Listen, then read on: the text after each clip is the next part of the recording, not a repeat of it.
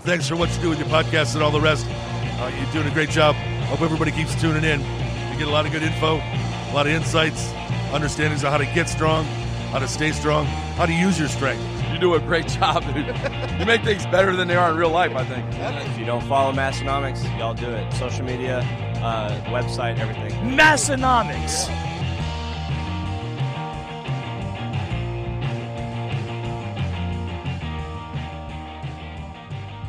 Welcome, everyone. Episode 388 of the Massenomics podcast, recorded live from South Dakota, a couple different places in South Dakota. We are formerly the world's strongest podcast. Much more recently, we are the lifting podcast about nothing. My name is Tanner. And my name is Tommy.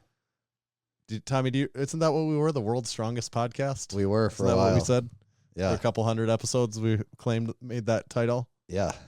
I think, I thought of that today because I saw some podcast Instagram page out there or something that I think it was Deadliest Lift Mark Rosenberg was on.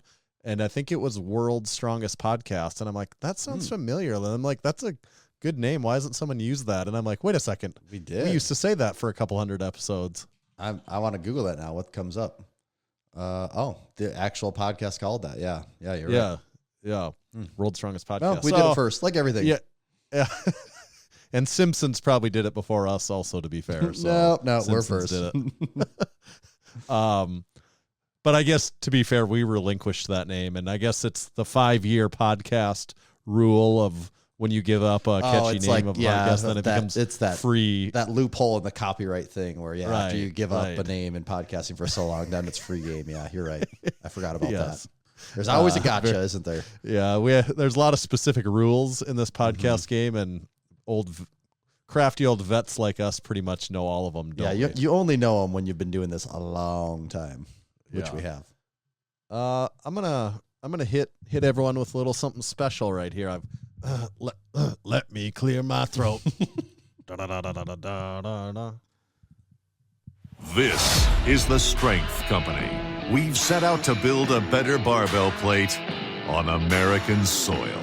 We ended up here at Wisconsin's legendary Wapaka Foundry.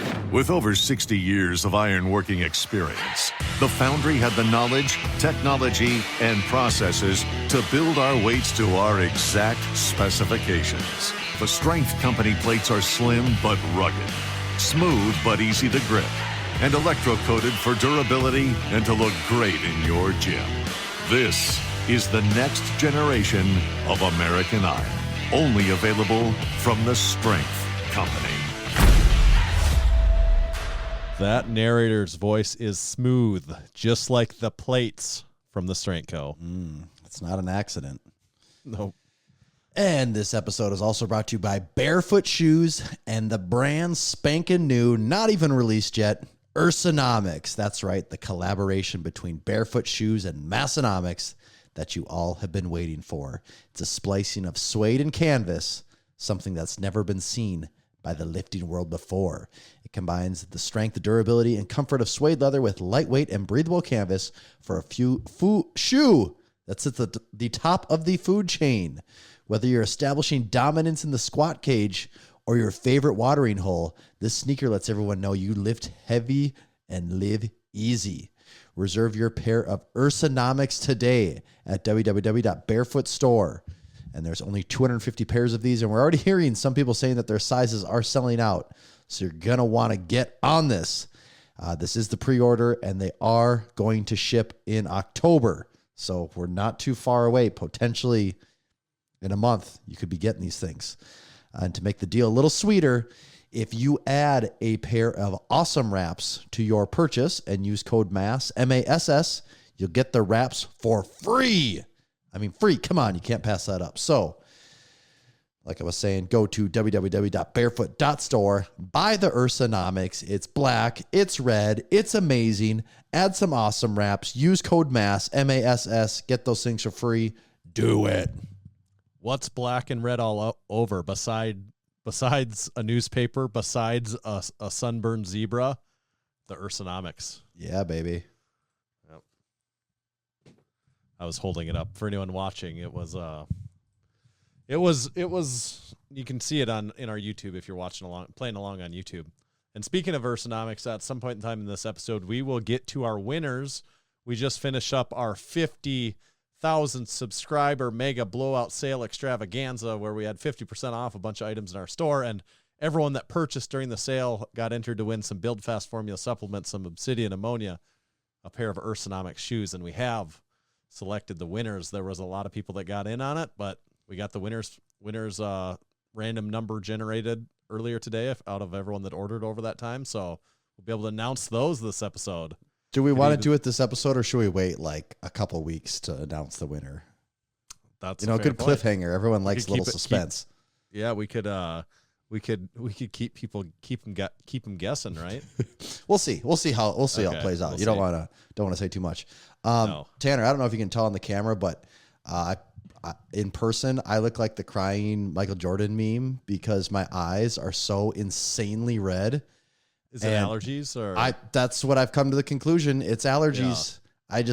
Since the time I was about 25, every year my allergies get worse and worse. Yeah. And now they're at the point where like the last 3 days, it feels like if you wear sunglasses and someone sprays water all over them and you're like, oh, this is annoying. Like there's water bubbles.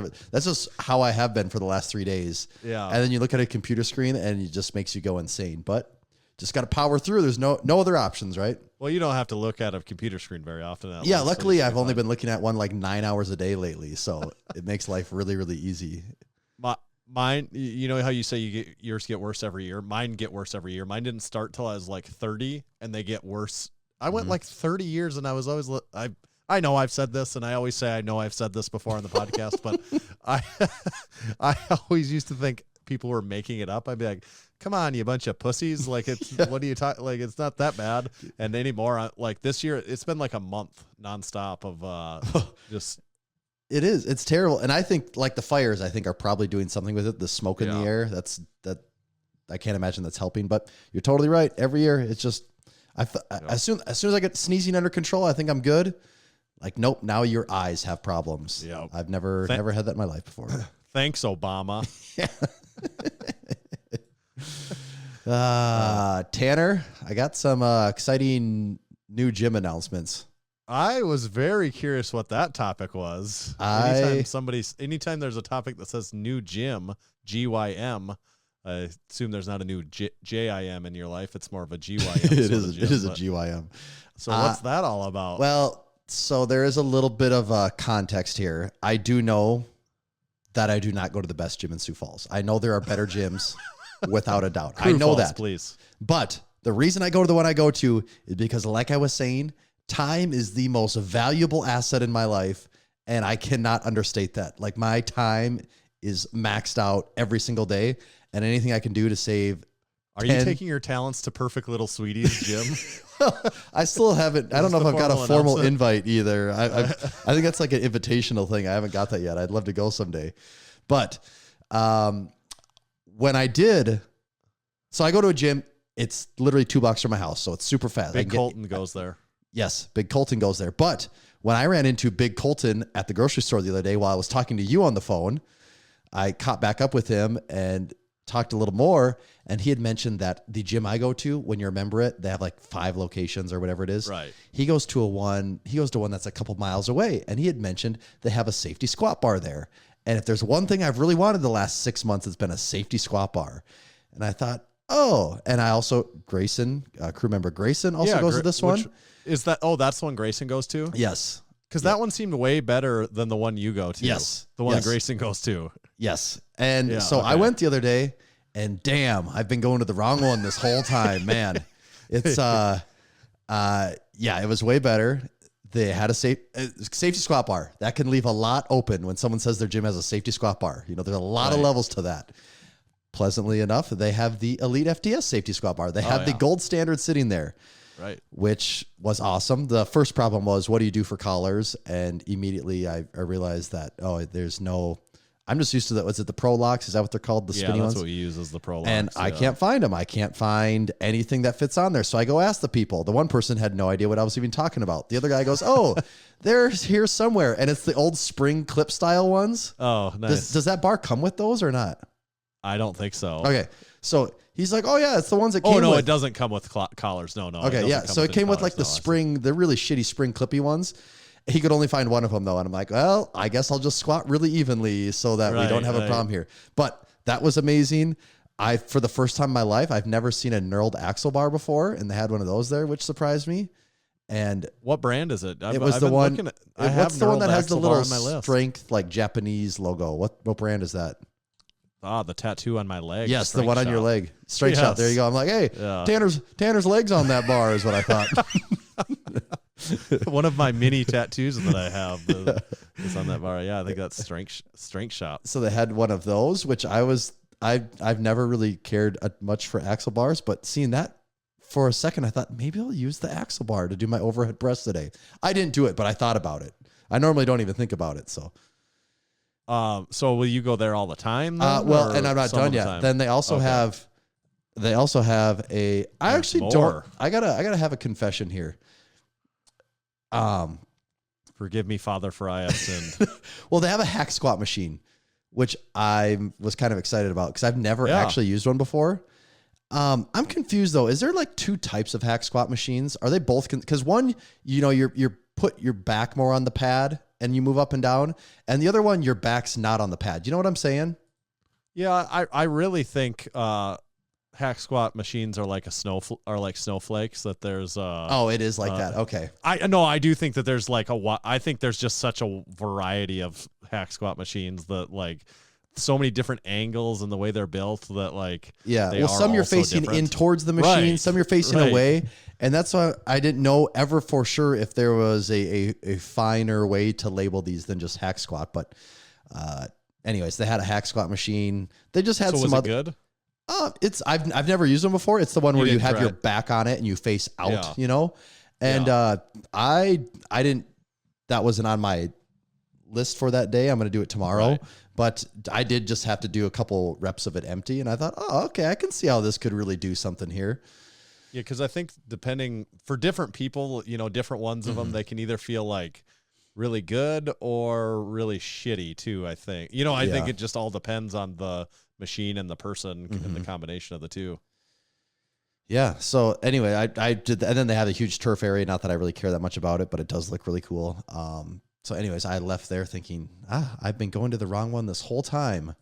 And I'm going to move here to a different part of Sioux Falls in like a month and a half. And so I'll never go to that one ever again. But I do have it for the next month and a half, I guess. So you'll never go to the one you're going to, this new one you won't go to anymore? No, because once I move, it'll be 25 minutes away, which again is like, do you know which one you are, what are you going to go to? I think I'm going to go to the one that our old buddy Austin Benson goes to. So is it the same in the same? No, it's actually a totally different universe gym. That you're in. Okay. It'll be it's a totally different gym, and it's up closer to where I'll be. It'll be like a 5-minute drive. Big Alex in the Discord said you talking about going to this new gym is like the sheltered kids telling stories about their field trip downtown to the museum. Like getting to go to a gym with a safety squat bar. Well, after you get used to this stuff, you have it at Massenomics. You take it as a standard, and then you go to a gym that has nothing, and you think, man, I've just been I went from being on top of the world and having everything to having nothing to now kind of having a taste of the good stuff again. Where like just getting a safety squat bar is like, all right. Yeah. Before a year ago, this would have been like, why is this even a topic on this podcast? Tommy used a safety squat bar. Wow, real cool.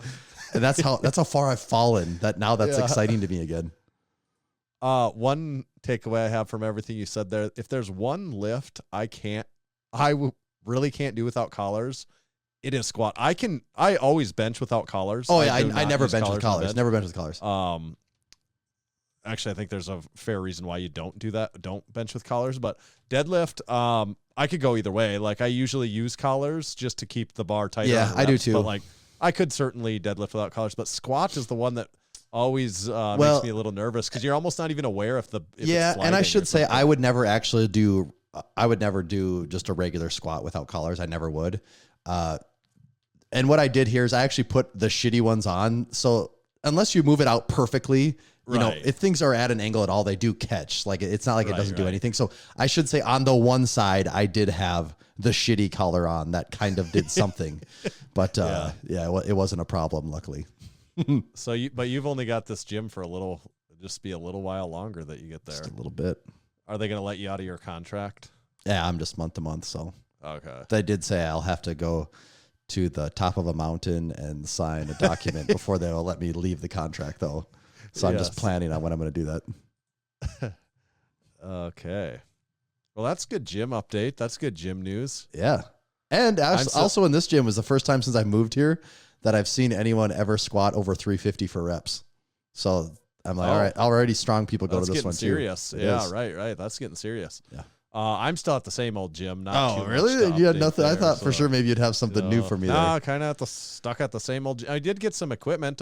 Sergeant Ryan made a Minneapolis. Sergeant Ryan messaged me. He happened to say, "Hey, I'm in the cities for the Huskers Gophers football game. Is there anything you're happening to try to get for equipment?" I said, "As a matter of fact, Yeah, there is. There is. Yeah.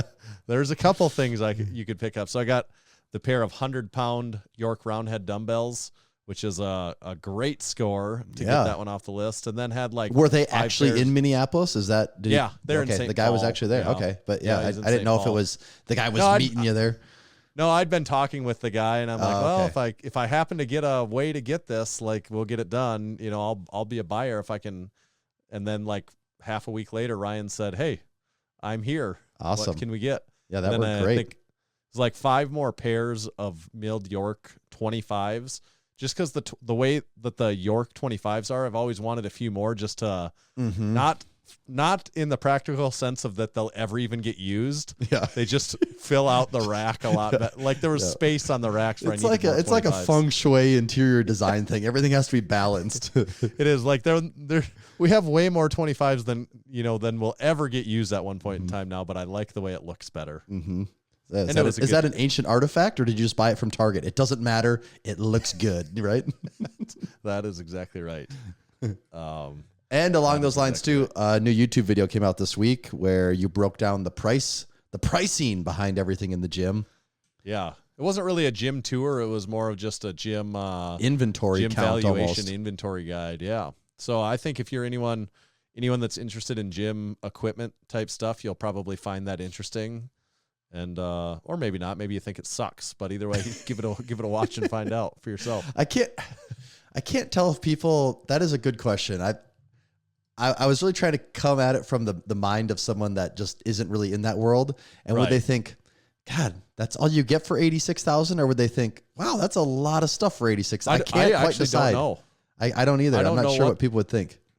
Yeah, I don't know what the perception of that would be either way.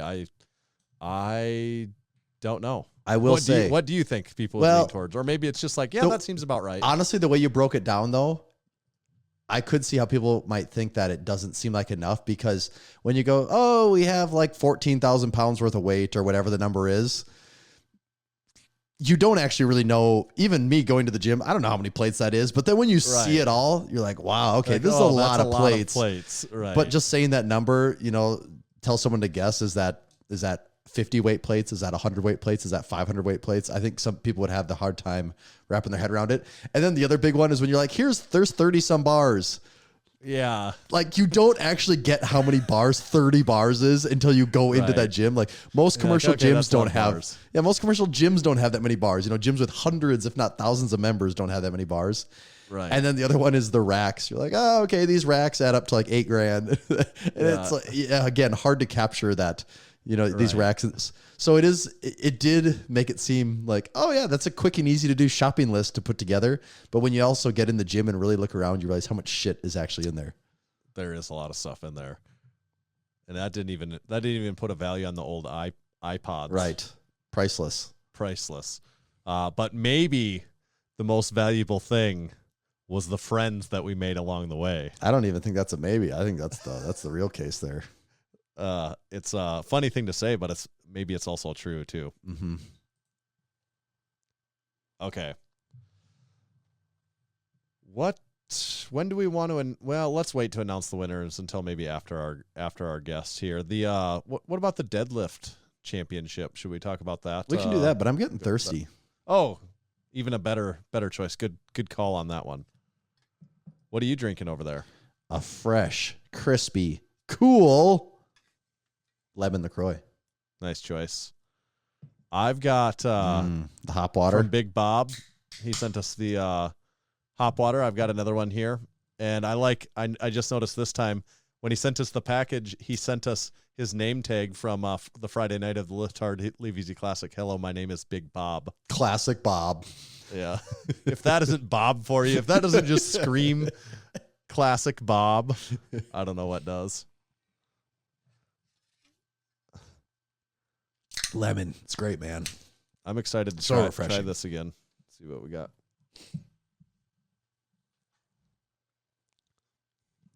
Yeah, that's pretty good. Yeah. It's funny. I do think these are good, but I just could never see myself like purchasing this still. I don't know why. I don't know why I feel that way. I know what you mean. I think I had But that it is pretty preconceived good. notion about sparkling water not that long ago, and look where we're at now. That's true. This kind of feels like I'm drinking a brewski. I get it, I guess. I don't know. Hop water may be the biggest thing that like plays tricks on my mind that we've ever done in What's in the Can. That is just like the oddest thing, but pretty tasty. A real treat for the senses. Yeah, pretty tasty nonetheless. So the Deadlift Championships, they went on, and it was it was just really one event of a part of the bigger strongman event. This was where over in Europe somewhere, one of those European countries. They're all kind of the same to me. Like Australia or one of those other European Yeah. countries. Singapore, I think, is a country. Deadlift Championships were a part of it. So some people doing the deadlift were just doing the deadlift and, not the full strongman event. Of note, Big Jamal Browner was doing the deadlift event. That was of particular interest for a lot of people because he had to go, no sumo allowed, only conventional. And what did he pull? Was it 430 or 435, something like that he got successfully? Oh, I got it right Which here. was, I don't know, 950-ish pounds. If only I knew someone that could do easy mental math. 430, yeah. What's 860 plus 86? You tell me. That'd be like 9, yeah. Ish. Yep. Give or take. Yeah, so pretty big deadlift there, but what did he end up with? 5th? Yep, that put him in 5th. Nobody broke any world records in the men's side. There's no 500 kilogram deadlifts. Everyone talks about that all the time, and I don't think anyone. Biggest was 470 Graham Hicks. Oh, only 470? That's only like 1,000. Loser. Yeah. But of most biggest note, I think this week is that Lucy Underdown, I think is her name. I haven't been following her prior to this, but she deadlifted a new all-time female record, the most any females deadlifted, 700 pounds. We think it was like 700 even. That record is just not safe. Man, that thing is getting beat up.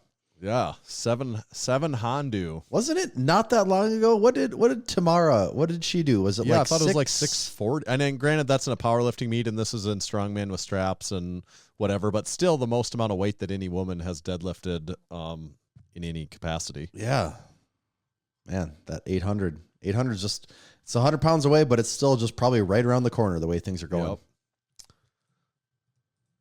There's always next year for 800. Should we do a little supporting our supporting members? Or we've got a whole bunch of stuff to talk about here. I haven't even told you about this yet. We have a very interesting sack segment that we could get to. It's just hot off the press just today. So we've got a sack segment we're going to be able to get to soon. That we'll probably be both. I think everyone will be excited about this sack segment. It'll be a pretty fun one. So we'll get to that also. But maybe we should do supporting our supporting members first. Yeah.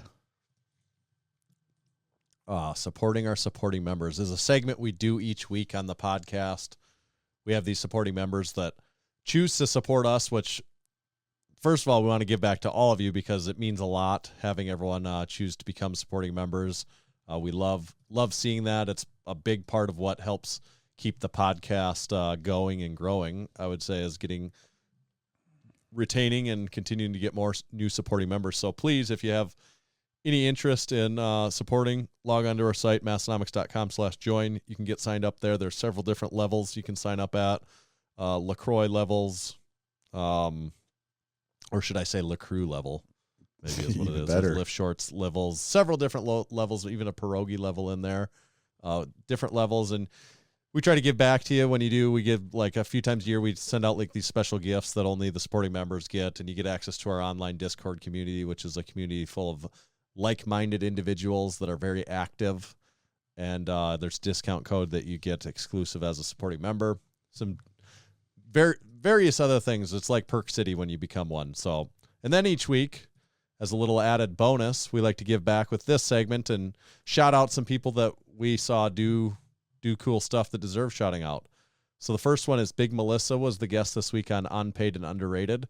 Go make sure to give her a listen. She was also the winner. You may recognize her from such things as winning the hardest lifter at the 2023 Lift Hard, Live Easy Classic. Mm-hmm. Then Murlock Jones took first place at his county fair strongman contest, which you said it was probably inaccurately named because the events included a beer chug for time, tire, horseshoes, and a foot race. What? For real? That's what he said, but he did take first. Well, hey, I'm glad he showed up. Yeah, Jake. But it was the actually Snake. called the county's. Yeah, he said strongest man, I think, or strongman contest or something about Maybe strongman, it was yeah. more of like a test of your willpower than anything. Yeah, I don't know. I don't know. But he took first, so that's all good. that matters. Yep, that's all we Then- care about. Big Jake the Snake welcomed, he expanded the crew by one more member. He said a family PR, a new South Dakota born chocolate chip added to the crew. So congrats Big Jake, of course. Congratulations. And then last one I would mention is just a new supporting member that signed up would be Big Trond. I just want to shout out Big Trond. I put this in the Discord this week also, but Big Trond was like my first influence in the gym ever from when I was in probably junior high and high school. And now look Trond, what he's done. Yeah. This is all his fault. Now he things have really become full circle that he has become a supporting member here. But he was a senior when I was a freshman, and some people could be dicks in that situation. A lot of people are, to be honest. Right. And he was obviously never like that and really supporting. And we had like a crew of linemen that all did lifting together. And some of my first introduction, not that I was necessarily lifting all that hard at that point in time, but it's getting me doing a little bit something and getting me started on the path that eventually leads to us sitting here tonight. He's listening live now, even. Oh, great. I shouldn't have said anything nice about it if I would have only been listening to this. I don't like to say nice things about people if they're only going behind to, their if backs, they're going to hear it. Exactly.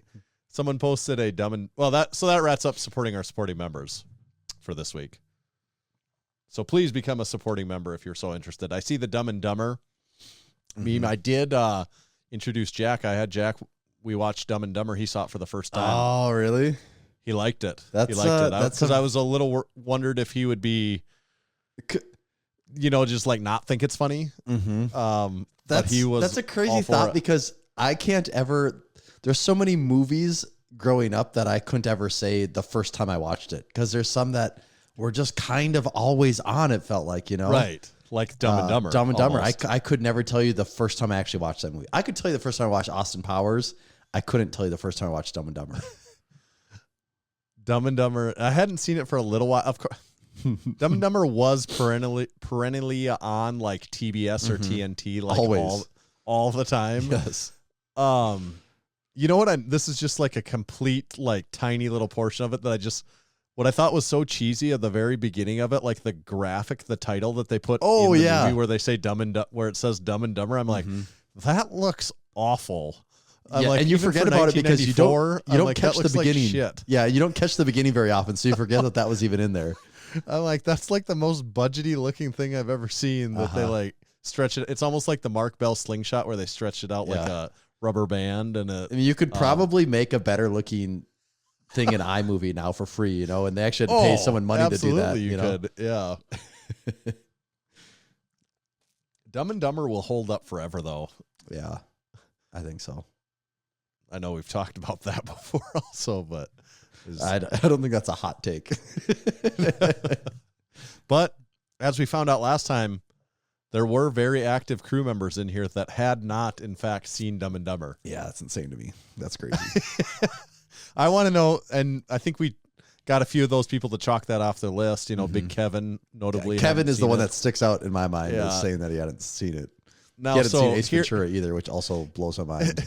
yeah. Here again, I ask, has anyone not seen Dumb and Dumber? Anyone listening to this, have you not seen Dumb and Dumber before? And if so, please pause this show. What do you Pause the think would be? Massenomics What do you podcast. think would be worse though? Assuming you're around our age, having not seen Dumb and Dumber, or having not seen Austin Powers, which is the bigger miss? Do you think? I think if you're around our age, I think it's even crazier to me if you haven't. I think it's even crazier to me if you haven't seen Austin Powers. I think so too, because those movies were coming out while we were growing up. You know, I just don't. I can't imagine how you could have not seen. And there was like 3 of them, and they were all good. Dumb and Dumber, there was only one good one. Yeah. Like Austin Powers existed for like 10 years there, like where it was so popular. I don't know. I can't imagine. What about Anchorman? Is that in the same ballpark or? I not would to say you, it's or- in the same ball. I mean, that came out when we were in high school. That's like when you go to Yeah. movies. You know, people rag on me for not knowing movies. For the most part, the movies I haven't seen are from the 80s. I feel like I still can't hang out with friends and not have someone make like quote an Anchorman line. I feel like we can't interview guests on this show and not have Anchorman come up, you know? I do think you have a fair point, though. I think you're right that Austin Powers, it would be more egregious to have not seen Austin Powers. I'd be like, how? How Yeah. did you do that? That's just impressive that you made it through. Unless you're like, yeah, my religion, we are not allowed to watch movies. Or my parents something. didn't let me watch that stuff. And then by the time I was allowed to, I had just moved on. Big Keith said he's never seen Anchorman. I almost don't believe him. He said, claims really he's seen believe- everything we watch, but then he says he hasn't seen Anchorman. I don't even get how that's possible. No, that's not possible. Okay, I'm gonna hit us with I'm gonna hit everyone with a little something here. Let's see where do I want to go with? I want to talk about Build Fast formula, and luckily, I keep my feathers numbered for just such an occasion. I've got some Vaso or Vaso Blitz, depending there on it which part of is. the country you live in. You know he keeps that thing on him. I always keep myself prepped with a little Vaso Blitz right here, right now, talking about a little Build Fast formula. And actually, I'm holding Vaso Blitz, but I want to talk about Blitz 3D, and that's our ultra concentrated pre-workout formula. You can check that out at buildfastformula.com, along with everything else that they've got for sale. Blitz 3D is only $29.99. That's their pre-workout formula. If you use discount code Massenomics, that'll take another 10% off of that. Everything you put in your first order, discount code Massenomics, 10% off. And also if you subscribe, you get a subscription service on your supplements, it'll take another 10% off. So you could actually get 20% off if you did it that way. If you put enough pencils to enough papers, you'll find out you can't afford not to go buy some Blitz 3D from Build Fast Formula by using discount code Massenomics. The caffeine content in that Blitz 3D, this is the first thing I would look at when I'm checking out pre-workouts. 1 scoop is 192.5 milligrams. 2 scoops is 385. So 2 scoops, you will be bouncing off the walls, or I would be bouncing off the walls. I suppose that's a regular dose for somebody. 1 scoop would be a more appropriate for me, and even on more moderate days, I might even I'd probably be closer to a half to 2/3 scooper is what. But then it just lasts that much longer. Is my Do they thing have on a that. thing that says 3 scoops and there's just a skull emoji next to it? But I guess if you're someone that drinks like a lot of energy drinks, like they have 300 in some of those. Oh, so yeah. it would. So 385 would be the extra strength, but if you want the moderate strength, you go 1 scooper on the Blitz 3D. Thank you, Build Fast Formula. Thank you. And today's episode is also brought to you by SwissLink. In 1995, Maurice Big Mo Huffman founded SwissLink with the mission to bring authentic Swiss Army goods to the United States and into the hands of those yearning for quality gear at uncompromised prices. Over the years, that mission expanded to nations across Europe and beyond. Now, for nearly 3 decades, Big Mo has been traveling far and wide in search of the best items from military forces around the world. Big Mo doesn't only find authentic military clothing for Swisslink, he brings in everything you can imagine from Swiss bayonets to Czech microscopes. Swisslink.com is also home to the Swisslink Classic wool blankets. Sorry, I'm getting ahead of myself. There's wool pants coming. Stay tuned later in this ad. They're an ideal mix of 80% wool and 20% recycled fibers. It's that special blend that provides a soft, luxurious feel while maintaining all the benefits of wool. And are you the type of person that wished you could wear your wool blankets around all the time? Well, now you can with the Swisslink Classic Wool Pant. That's right, wool pants. They were getting hyped up a little bit in the Discord this week, Tanner. Did you hear some people talking about their wool pants in there? Yeah, somebody has some wool pants, right? Yeah. Swisslink's exceptional collection and dedication to quality customer service distinguishes them from the rest. Enjoy a 15% discount on your next purchase at swisslink.com by entering code MASS at checkout. That's MASS to save 15% on your next purchase. Thank you, Swisslink. Offer still stands. First crew member to buy a pair of Swisslink wool pants, we will give you a special shout out in supporting our supporting members, and we'll send you a free sticker pack. So the first person to score wool pants from Swisslink, there's a lot on the line there. Maybe we would at some point, we'd even call you and you can like put them on and tell us how Like how they rub feel. them on the microphone and we can hear what they sound like. Like, ooh, that sounds woolly. I like, we were talking about the Anchorman quotes. Big Keith hadn't seen it. And then everyone chimes in. The answer to that is even an Anchorman quote where he's going, I don't believe you. There's even an Anchorman quote for that. And he said he was scarred by Napoleon Dynamite, so he never watched movies like that after. And I would say Napoleon Dynamite is 10,000 leagues away from Anchorman, in my opinion. And first of all, never watch movies like that. What are we talking here? Comedies? They're not the same type of movie at all. I also don't think it holds a candle in very many ways. I don't think Napoleon Dynamite's a bad movie. It just suffered from its own success where it got probably a little too overrated. Right. I don't know if it holds up as well either. Maybe it holds up even better. Maybe it does. Maybe it's like the Nickelback effect. Well, Tanner, our time's getting close here. No guest on the horn yet, though? No one on the horn yet. All right. Well, maybe we should go through some winners then, as long as we're going to wait for a minute here. Let's go. Do you want to go through some winners? Let's do it. The drawing from our big sale. The drawings. First set of winners, and these ones were all crew that won the limited edition Lift Hard Live Easy Classic Massenomics Obsidian Ammonia. This stuff packs a wallop, and if I'm not mistaken, there might even be some live listeners here that are in on this, so of particular note and importance here. So I need to bust out my reading glasses, but I don't have them on me. But I do have Vasoblitz. I don't bring my reading glasses with me, but I bring Vasoblitz everywhere I go. First winner of the ammonia. Supporting member, Big David Klasna. I thought you were just going to leave it at Big David and not... Big David. No, well, that's too... There's like 70 Big Davids, so that's weak. So Big David Klasna, you are a winner, although you did not win in my probably mispronunciation of your name. Big David. Congratulations, winner of Obsidian Ammonia. And then again, these are all randomly drawn from people that ordered during our 50-hour sale.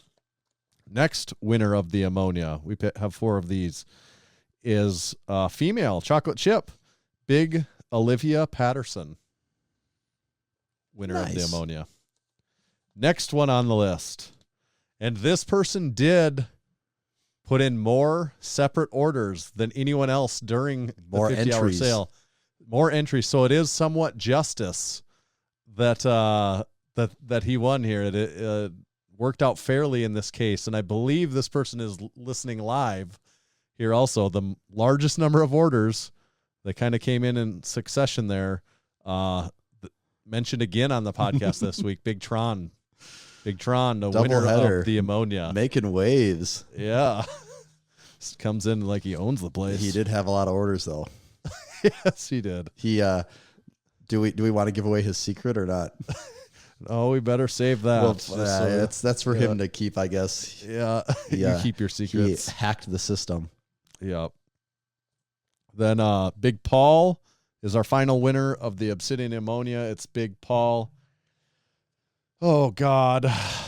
I don't know how to... It's funny, like, these recurring names, I just, like, kind of... I even say it glossy in my head because I just don't really know. How do you...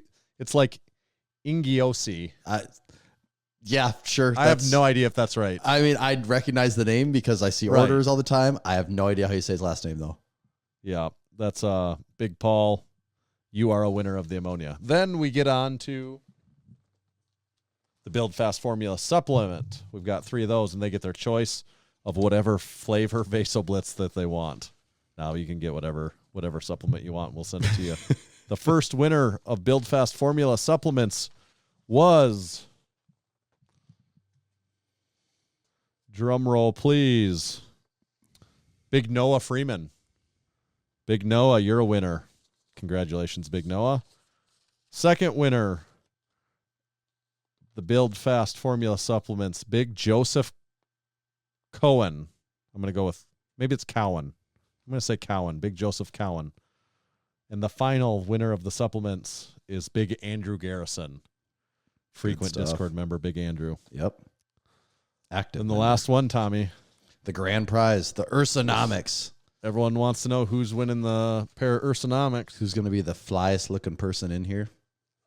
Right here, I've got them. You're not winning this pair unless it's your size. That'd be kind of convenient for us, maybe. But I picked someone that definitely wears a 10.5. Once I narrowed it down to the people that wear 10.5, it made the list very easy. So the winner, the grand prize winner from the contest, is Big Phil Whitmarsh. Congratulations, Big Phil. You'll be taking home a pair of Barefoot Shoe by Massenomics collaboration Ursanomics shoes. You're going to be turning heads in and out of the gym. Congratulations, Big Phil. So that was fun. We had a lot of fun with our sale. We appreciate everyone that got in on it. It's fun to be able to pick some winners out of this. So congratulations, guys and girls that won. Yeah, I better keep this list. Honestly, guess. Tanner, throw it away, but yeah, for record keeping legally, that's true. In case the auditors want to want to look into anything. The way things were going, I'm kind of surprised there's any T-shirts on the shelves behind you, even Tanner. The shelves in here are way more empty. Yeah. I could almost, if I wanted to mess with things, I would show you the shelves to my side here, and they are the emptiest that they've looked since like I moved into this house, I think. Got to restock. Yeah. That's kind of wild. It actually is wild. There's very few hats around. The T-shirt piles are just like there's bare shelves, and there's almost never bare shelves because I'm always squeezing and pushing and are these guys going out of business? What's going on here? Right. With deals this crazy, they should probably lock us up and throw away the key. That'd be the safe thing to do. Yeah. Well, I don't think our guest is joining us tonight, Tanner. No guest in the horn there? No guest on the horn. I'll send one more message here just in case something got lost in the time zone transition. Yeah. Well, let's just talk about other stuff then. And if you happen to notice that she pops on, we'll shift gears to that, but otherwise I think we got plenty of other stuff to talk about here anyway. So do we? Does this mean we can hop right into it? Yeah, let's just now that we've been recording for 43 minutes, can we dive right in? We have all the housekeeping done.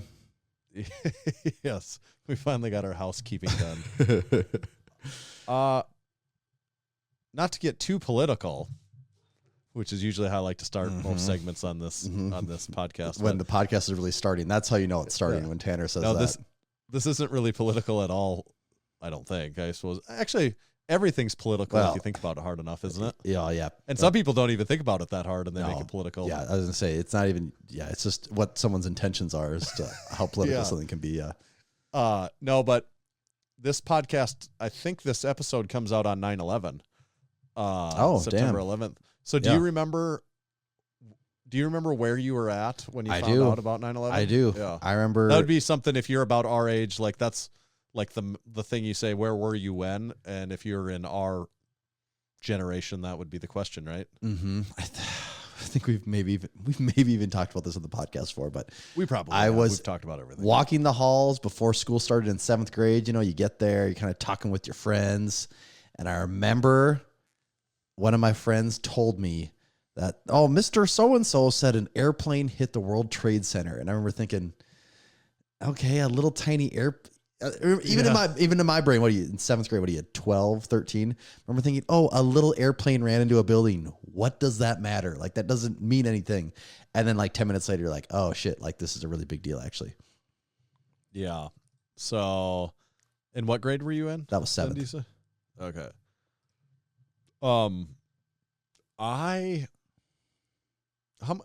What year did you graduate from? 2007. Okay. So does that mean I was in 9th grade then? That's right. Well, no, did you graduate in 2006? 5. Oh, you did. Oh, see, that's what I can never keep straight is the age difference between us. Cause you're like a little, I don't know. Yeah. So you would have been. My a birthday's freshman in then. January. What month's your birthday? March. Okay. Are you So 35 you're or even younger 36? for your. What's that? Are you 35 or 36? I'm 36. Oh, right? I'm okay. 36, yeah. See, that's why I can never What are keep you, straight. 34? Yeah, I'm 34. I always think you're a year older than me. That's why I can never keep it straight. I almost can't even keep track of how I legitimately can't keep track well of how old I am, let alone 33 was a very hard age for me to remember how old I was. I always wanted to think I was 32. And then even when I would say 33, my wife would always say, "Oh, you're 32," and that would really mess me up. 34, for whatever reason, I can remember 34. I don't know why. Okay. So school had just started for us that year. Yeah. Yeah.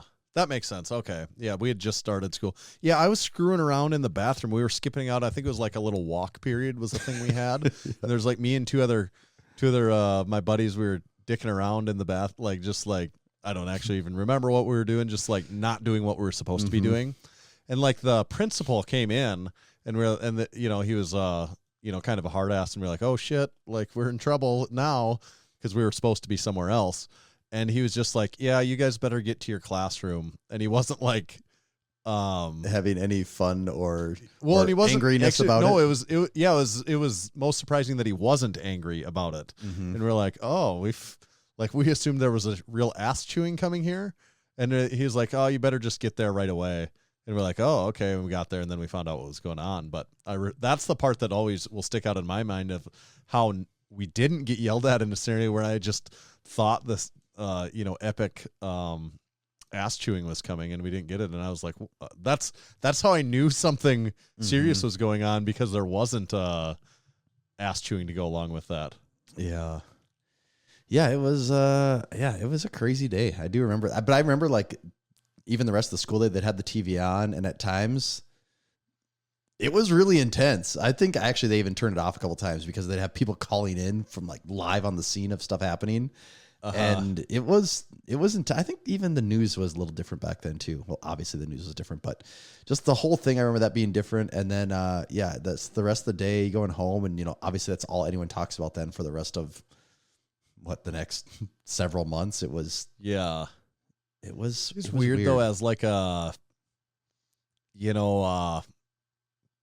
middle of the year, like how isolated we are from that stuff, even then still, where it's just kind of like, well, I know this is serious, but like also what's going on with the football game tomorrow night? Right. It's just it's just kind of like, well, I'm just a kid. And you're just a kid. And like, I was in 7th grade. So even then, like 7th, like you obviously know it's bad, but then at the same time, it's a part of the country I've never been to.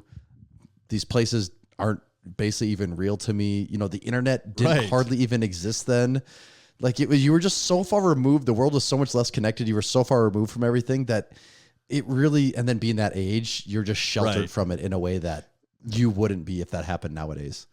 It's kind of nice to be able to be Dude, sheltered from it. I actually think about this. If people always talk about, if you could go back in any time, like where would you go? I think for real, to go back to the 90s would just be nuts. Like nothing is a secret anymore. Any subculture or anything that's on the fringe that whether it's music or art or whatever that is, you can just look it up on YouTube and find out all about that. Lifting the gym used to be kind of this fringe culture that was like, whoa, what's this all about? And now you can just go on YouTube and find out everything you need to know about what everyone takes for steroids and all that. Like there's no mystique and mystery behind anything anymore. In the 90s, the world was like changing and there was some technology, but things were still like mysterious, you know? And like you didn't know about things. Like there was cultures happening in places that the only way to really know is you had to go there. And I think it'd be really sweet to go back to the 90s if you go back in time and just like people had cell phones. You could call people. But that was it. You know, they didn't like run people's lives. People, like, can you imagine going to a concert in the 90s? How crazy that would be compared to now where, still concerts are still fun.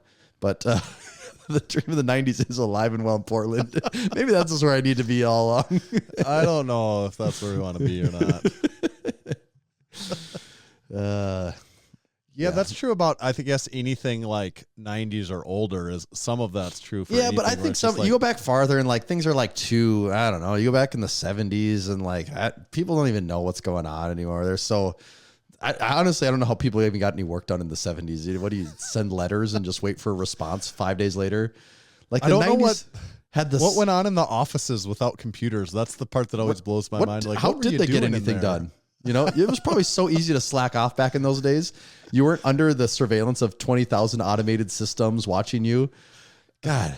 Well, same thing with crime. How could you not get on people's desks? There was no computer. How bad of a criminal did you have to be to not get away with crimes before like DNA and when DNA and like every 24-hour surveillance didn't exist? How did you get caught for anything? Just wasn't me. Can't prove it. And like, you got us. Yeah, we can't. Okay. Yeah. I think about like not having the computers and just in the work capacity. I'm like, you would just have to have like, imagine all the stuff that's on your computer. If that all has to be in a physical representation somewhere, I'm like, we just need filing cabinets everywhere. And God, yes. Like to try and be like, bust it out. Let me get the pen and paper out on everything. I don't even know. Do you do a manual spreadsheet? What? How does that even work? I don't even get it. You know? Just the things that I just think about some of the simple things in our business that would literally just be a full day project. Like they're probably 30-minute things a day that we attend to now. I'd assume in the 60s or 70s, this will just be a full-time employee every day. Maybe on some of this, you know, on like data analyzation and stuff like that, they're just like, fuck it, we're not doing that stuff. We're just not, like, nobody's doing that. Like, of course we're not doing look how much that. Money's in the bank account. I don't know. If it's a positive number, I guess we're good this month. I feel like it couldn't have been like that, but it makes you wonder. It was probably like that in a lot more places than what you think. Right. Well, it's still like that in places as is. Yeah, true. Yeah. Okay. Along those lines, though. So we did end up having some giggles there, but on that line of, you know, going back to being more serious here for a second, of things in our lives that were just crazy. You know, you knew where you were when it happened, or this signified a major change, a major shift in our lives. For sure, 9/11 was huge, changed so much. Right. COVID, wherever you fall in that spectrum of it, you can't deny that it didn't change things. That absolutely did. That was one of the biggest things of our lives. What else do you think is something else in that line of this things were different before and after this point? I would go back to that like end of 2014, beginning of 2015. There was really big things starting to form right at that part. And this actually is something that's particularly local to us. Where if you look like, you take like the there was some Northeast South some rumblings going on in a local YMCA. Yeah, there's something really starting to build there at that point that I think everyone's life has just been changed drastically since that. Well, if you're listening to this, December 14. kind of yes. If you're in the Discord, then yes, that actually does pertain to you. Now, people talk about Oklahoma City bombing. That's not an event like that for me. I think maybe I'm just slightly too young for that to matter. Yeah, was that in the early 90s or late 80s? I think that I don't know. I'm making up 1991. I don't know if that's right or wrong. Columbine shooting was something that certainly was big, but also like maybe started to change it, because that was like, I'm no doubt that wasn't the first school shooting ever, but that was the first one that I just remember well, like the things that were going on and everything. And then the O.J. Simpson trial is something like it didn't change shit. Do you remember that actually being on TV though? Yeah. Oh yeah, I do remember that. Yeah, I do remember that. Like I remember being seeing. I don't remember not like it's funny. It was so in mainstream that even me as like a 7-year-old was even aware of it. That tells me how much it was in like permeated all of culture because like the 7-year-old like was aware that kind of like what was going on, like the basics of it at least. Right. And like yeah, I should have had no business even knowing what's going on there. And I remember being a little kid and knowing the name and knowing that there was this court thing and not knowing a thing out it. I didn't understand he played football. I didn't understand there was a murder. Right. I didn't get any of that. But I did remember the name. But that one still, I was just a little too young for that one to click with me.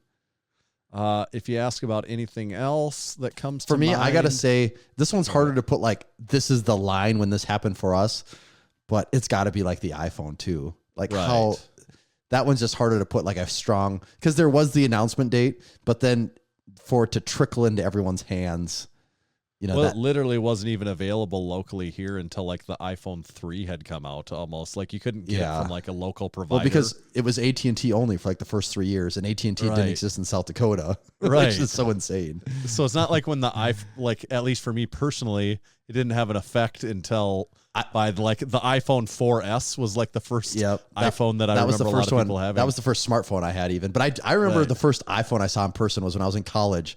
One of our instructors, he set a time. He's like, all right, we're going to work on this for 10 minutes and whipped out an iPhone. I'm like, damn, people actually have those things. I thought that was so crazy that someone actually had an iPhone. All the Android users out there are not going to like that. No, they are not. Go back to sending us an angry SMS green bubble message. Green. Like, why did you think so green, you loser? Like, oh, just let me WhatsApp you. Then I'll show you what's up. Like, nah, I'm good.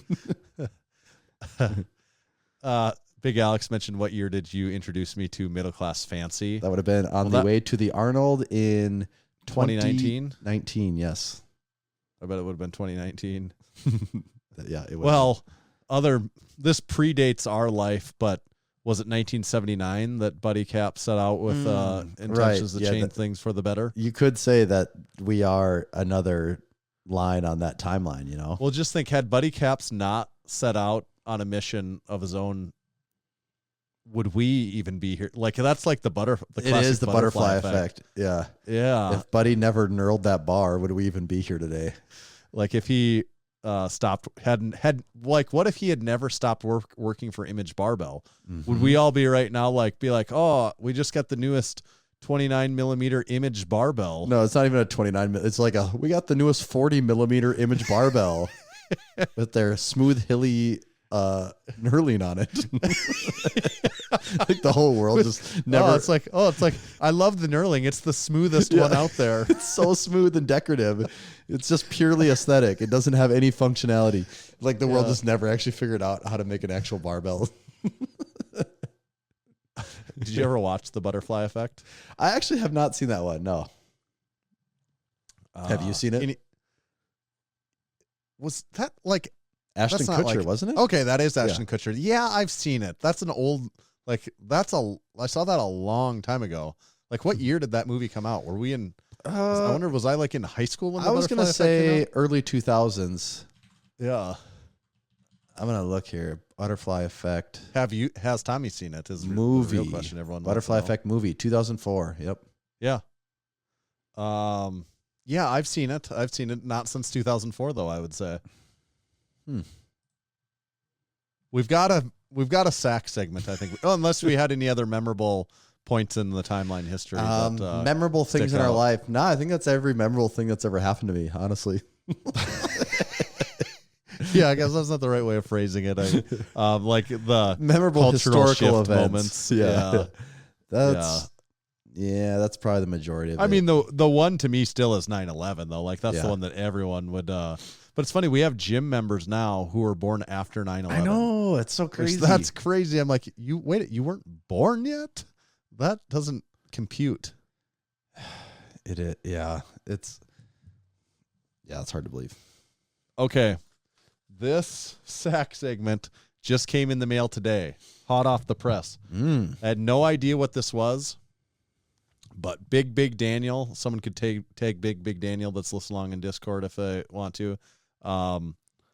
Big Daniel, he had told me there was he had ordered something and had it sent here. It was on the way. Didn't tell me what it was. He's like, I think you'll like this. It's pretty cool. So I had no idea. And I saw this box today. My wife had texted me and said, oh, you got something here today. I don't know what it is, but it looks interesting. So I get home and check it out, and I think everyone's going to get a kick out of this. Oh, what could it be? What could it be? Okay. I almost don't want to show you the box that it comes in because the box Give it away. would probably give it away. So I maybe will keep the box a little discreet and just get one of the individual. There's two things in this box, in the sack segment. It's really a box. A twofer. Yeah, it's a twofer. Okay. So I'll show you the first one here. I think you're gonna like everyone's gonna like this. This is from Big Daniel. It's Big Daniel from Virginia. I believe Virginia, yeah. Big Daniel out of Virginia. Here we go.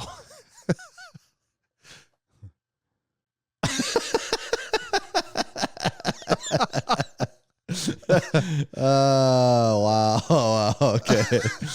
Put that more in the center of the screen just for people watching on YouTube when that time comes. Wow.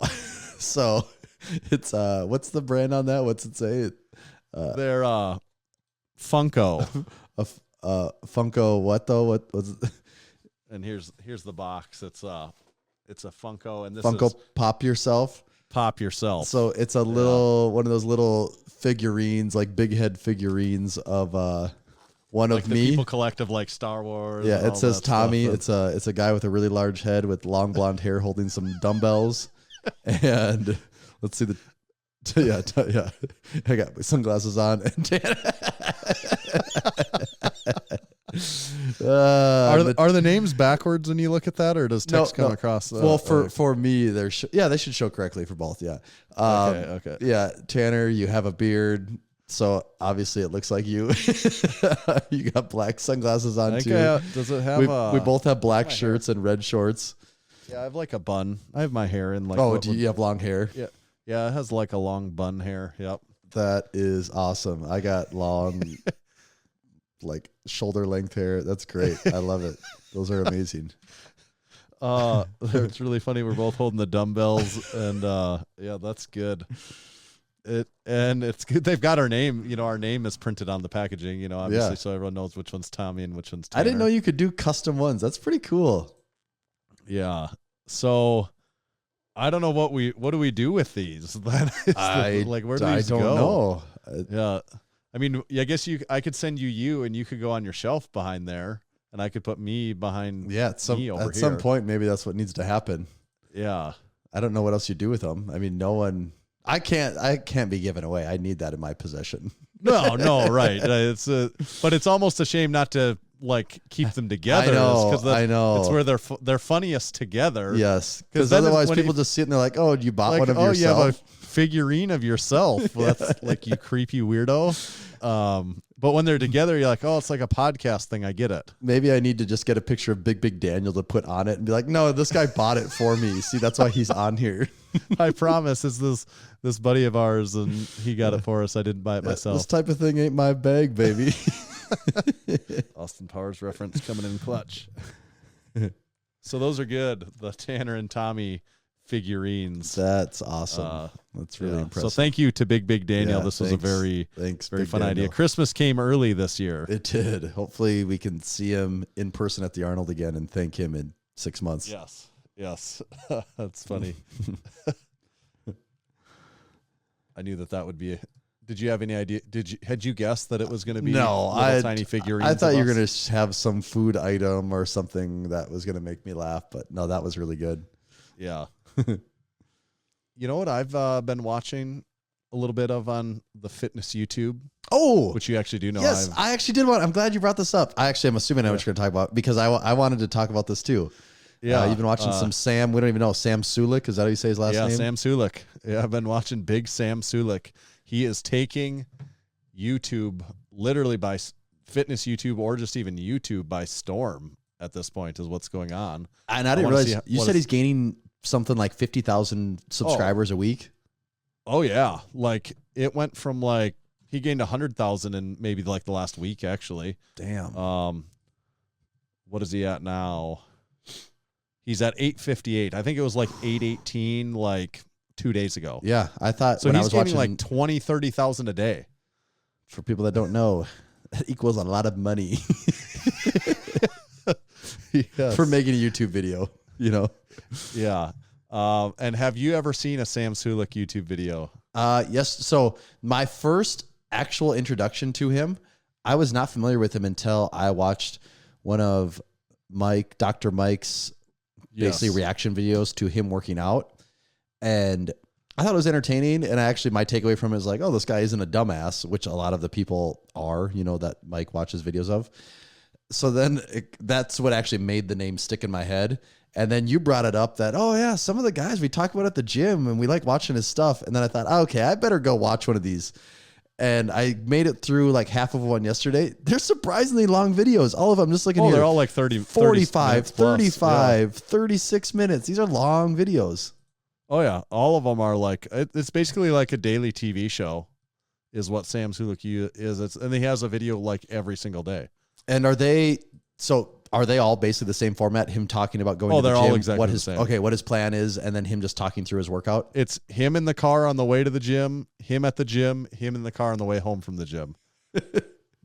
Everyone I've seen follows that exact format with maybe just like very minor differences. And it is and you might think the way I'm saying that, I'm like, oh, it sucks. It's all the same thing. I'm like, no, I don't know. It's entertaining. That's what it is. And like, and how old is he? Like 21 it. or something? He's 21 years old. Okay.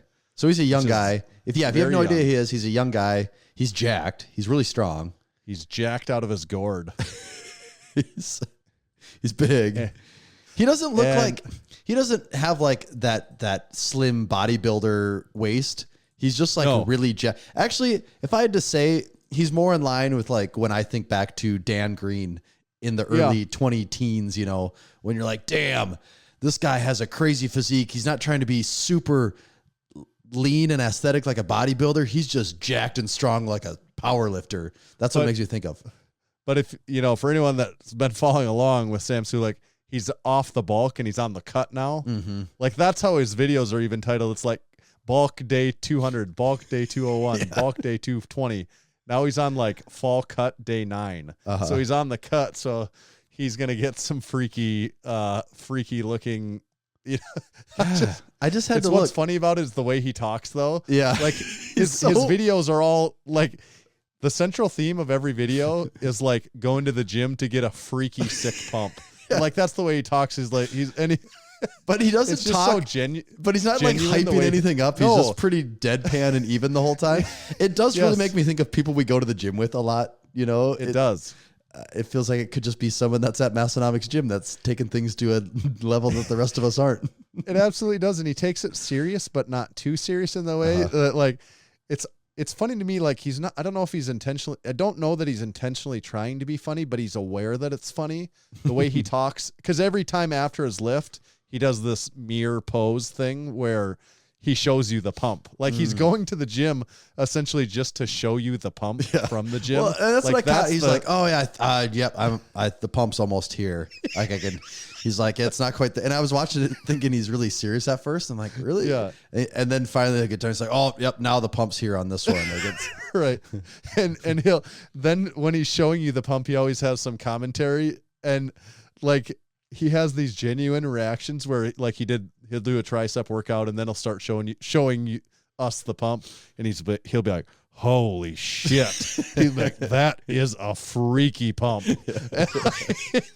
it just I get a kick out of it. I don't know. Like he seems almost like a little bit mature beyond his years of 21 in a way, but a little more like self-aware than most 21-year-olds are. Right. Big time. And just very comfortable in his own. Do you know where he's actually at? Where he's located? I think he's Ohio somewhere. Okay. Of course. Right. Yeah. It's entertaining though. I don't know. It's pretty really authentic. I feel like. Oh, it's not doing anything fancy. That's almost maybe the most amazing part of it is in this day and age of how YouTube is now. It's the most straightforward, Just the camera set down. There's no fancy editing, no fancy sound, no fancy. I mean, it's just here it is. It's happening. You either like it or you don't. The very opposite of Massenomics fashion. It feels like he's not trying to sell you anything. Mm-hmm. You know, he's just just wants to show you a real freaky ass pump. Yeah. And it's crazy. I had to look. You know what his oldest video is? A year old or 6 months? 7 months ago. Right. So and he's going to be in a week. In 2 weeks, he's going to have 1 million subscribers on YouTube. Yeah, he's already has. You know 34. how hard some people go there. And so even people that look as freaky, if not freakier than him, how hard they try to do what he's doing right now. You know, here, this is unrelated, but this is actually a thing that is just mind blowing to how hard some people try. There is a group of guys that have like the world's most insane car collection called the Triple F collection. Yep. And they're trying so hard to pump their YouTube up. These guys probably have over $100 million worth of cars, maybe even over $200 or $300 million worth of cars. They have like every car that exists. I don't know. They have probably 50 cars, all just the most insane things. They have a whole team of people pumping out videos, craziest shooting and editing, all that stuff. And they've been at this a while. You know how many subscribers they have? 300,000. 370,000 subscribers. Right. I mean, they've probably pumped, I don't know. I wouldn't be surprised if they pumped tens of millions of dollars into their YouTube channel. And then you have this guy that I'm assuming just has his iPhone talking to it, and he will have 1 million subscribers here shortly. That is crazy. Yeah. It's kind of like catching lightning in a bottle or something. And I also do think, you said the reference like it's just like anybody in the gym that we go and hang out with and lift with. It is like that. And it also is nostalgic to me that it reminds me of YouTube fitness from like 15 years ago, when, 10, 15 years ago when I started, when YouTube fitness stuff kind of started, and I was into it at that time. And I'm like, oh yeah, it was before people figured out all these formulas of how to like maximize. Yeah. It was more of just people. It kind of actually reminds me a lot of George Lehman's videos back in the day, where it's just, here's just me on my journey doing whatever. I'm not trying to do anything fancy. Let's see where this goes. And you just follow along with what happens. Right. He's not meeting up with people. He's not doing collaborations. He's not doing anything crazy. It's just, it is what it is. Which is fun. I mean, and he does have a freaky physique and he gets a freaky pump, but it's not really that, there's a ton of people that, there's a ton of freaky looking bodybuilders out there, honestly. Mm-hmm. So it's not that.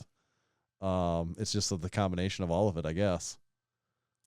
Yeah, I think it is. It has to be, because I mean, as insane as his physique is, there's a lot of people that have physiques like this.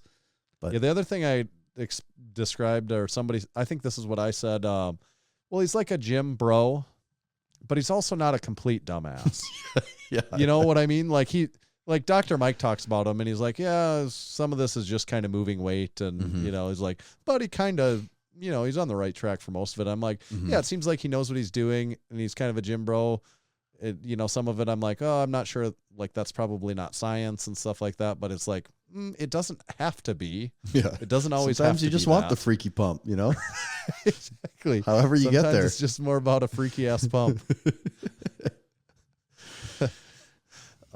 Yeah, I'm gonna actually curious to see where that goes. Like, does it run out of steam at some point in time here? Here, or? I'm gonna help the cause. I just hit subscribe right now, so I just bumped that number up one more for him. You're welcome, Sam. Should see if we can get him on the podcast, maybe. I've already reached out to know. Yeah. I assume I'm sure a lot of people are reaching out at the moment. Yeah. Of course, I reached out, but yeah, we'll see. We'll see. We probably almost have to get somebody that's in the inner circle that knows somebody on that one, because he's probably getting way too many messages right now I bet. to ever have ours be seen in any way. But I would love to have him on the podcast. I think it'd be great to talk to. I think it'd be super fun. It'd be a lot of fun. That would be great. I'd be very excited for that one. Yeah, it'd be nice if like just a couple of his subscribers could like get lost on the way to his channel and subscribe to the Massenomics YouTube channel. Yeah. On the way. There's just like so many subscribers are like falling off of his channel and landing on ours. You're like, oh, Like, how did I it get won't here? let us all hit the subscribe button at this point in time. Like, we'll have to go somewhere else. Yeah, the subscribe bucket is full. They get dumped onto Massenomics instead. Yeah. Just getting a freaky ass pump. Nothing wrong with a freaky ass pump. That's what I always say. No, there's not. What do we got? Sports and books this week? What's going on there? We haven't talked sports and books for a while. So just a couple things here. We'll do the sport. We'll lead with the sports.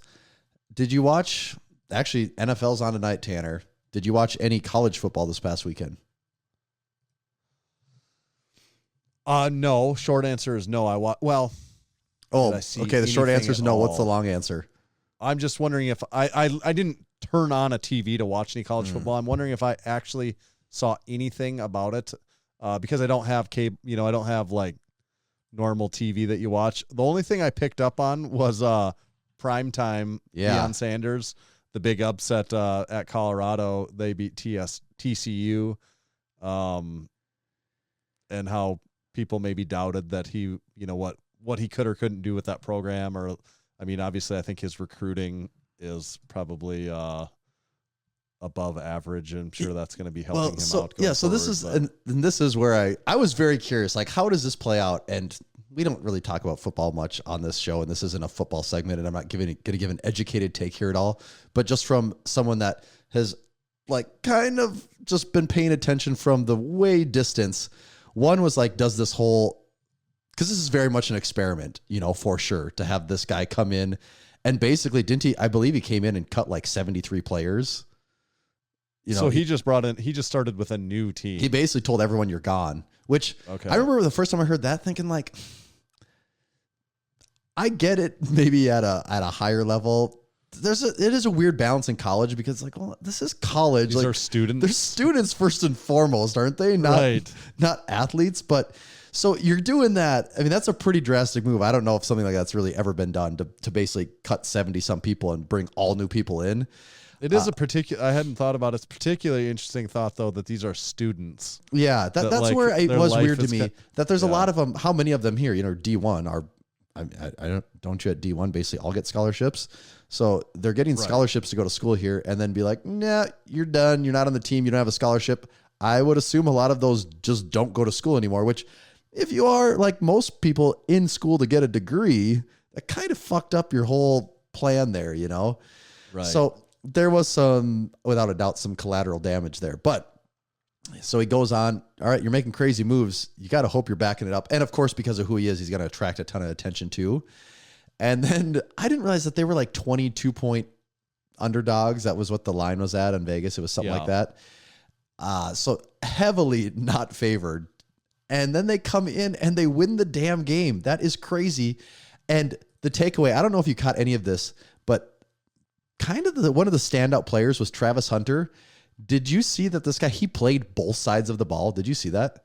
No, what position does he play? He plays receiver and defensive back. He had interceptions. Really? He had multiple touchdown catches the whole way through. This guy was like the real deal, and he played both sides of the ball. I did not know that existed in college football at the D1 level. I didn't think people did that. I don't think it hardly does. I don't think it realistically hardly does. Although that is something I've always, coming from a small school, the good players play both ways. Yeah, in high school. Yes, that's in what high school happened. Yeah. But and I get like as the sport goes on, it becomes more specialized and obviously it becomes more specialized. But I'm like, but really, if someone is the best athlete on the field, isn't your team still better off, even if they're a little more tired, if they're on both sides of the ball? Like the best players are in football, if you are an outstanding athlete, you can do a lot of stuff, even like if maybe your technical proficiency at a specific position lags a little bit, your exceptional athleticism can just make up for so much. Like if you're a defensive back and you're the fastest, most agile player on the football field, you kind of got to know what your responsibilities are, but also you can just make up a lot of ground because you're the fucking king out. You're the best. Well, okay, I had to look here at his stat line. I don't think he had a touchdown, but he did play receiver too.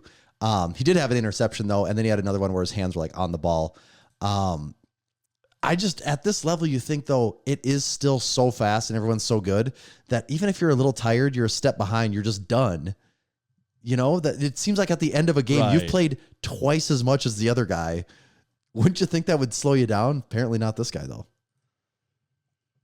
I don't know. I would still contend that if you're if you are like just a level above, I'm like, you're still getting breaks. Like football is right.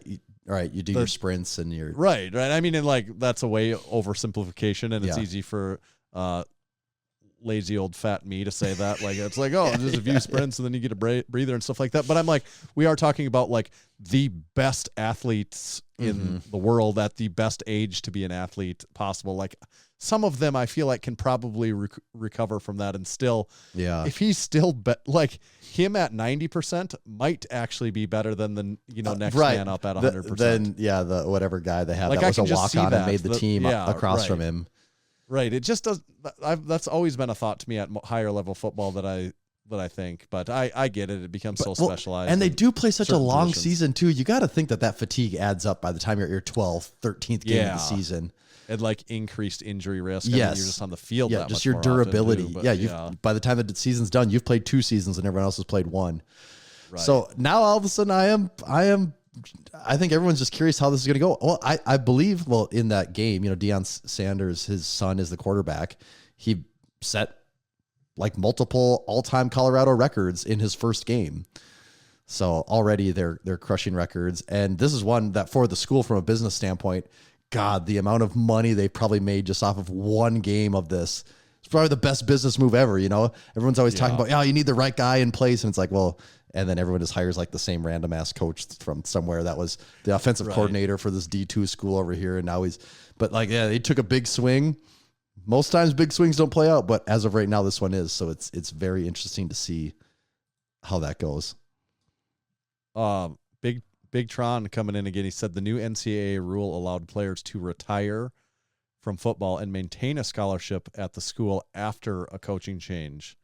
Doesn't count towards the team's 85 scholarship limit. So in theory, I suppose those kids could still, it sounds like, go to school, which that's good. But I'm sure a lot of them still were like, I want to play football though. Well, right. So by a lot of them, probably every single one of them, because you don't become a D1 college football player by like kind of liking to play college football. Yeah, so, you don't like, I'm kind of a fan of football. I'll go try and play D1. Yeah.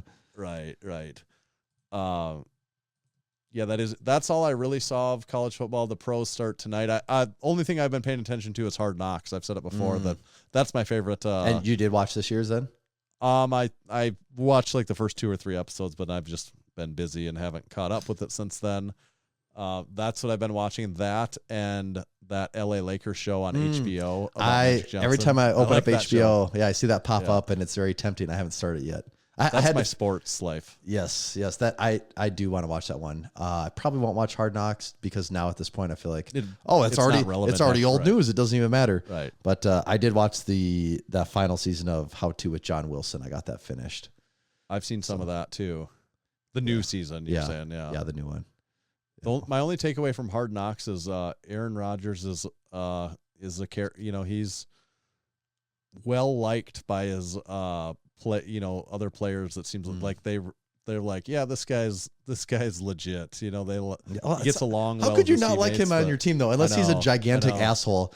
It seems like, all right, we got one of the best guys ever playing with me. Why would I not like this? Right. And like that is if things go good, it's going to make us all look really good. Yes.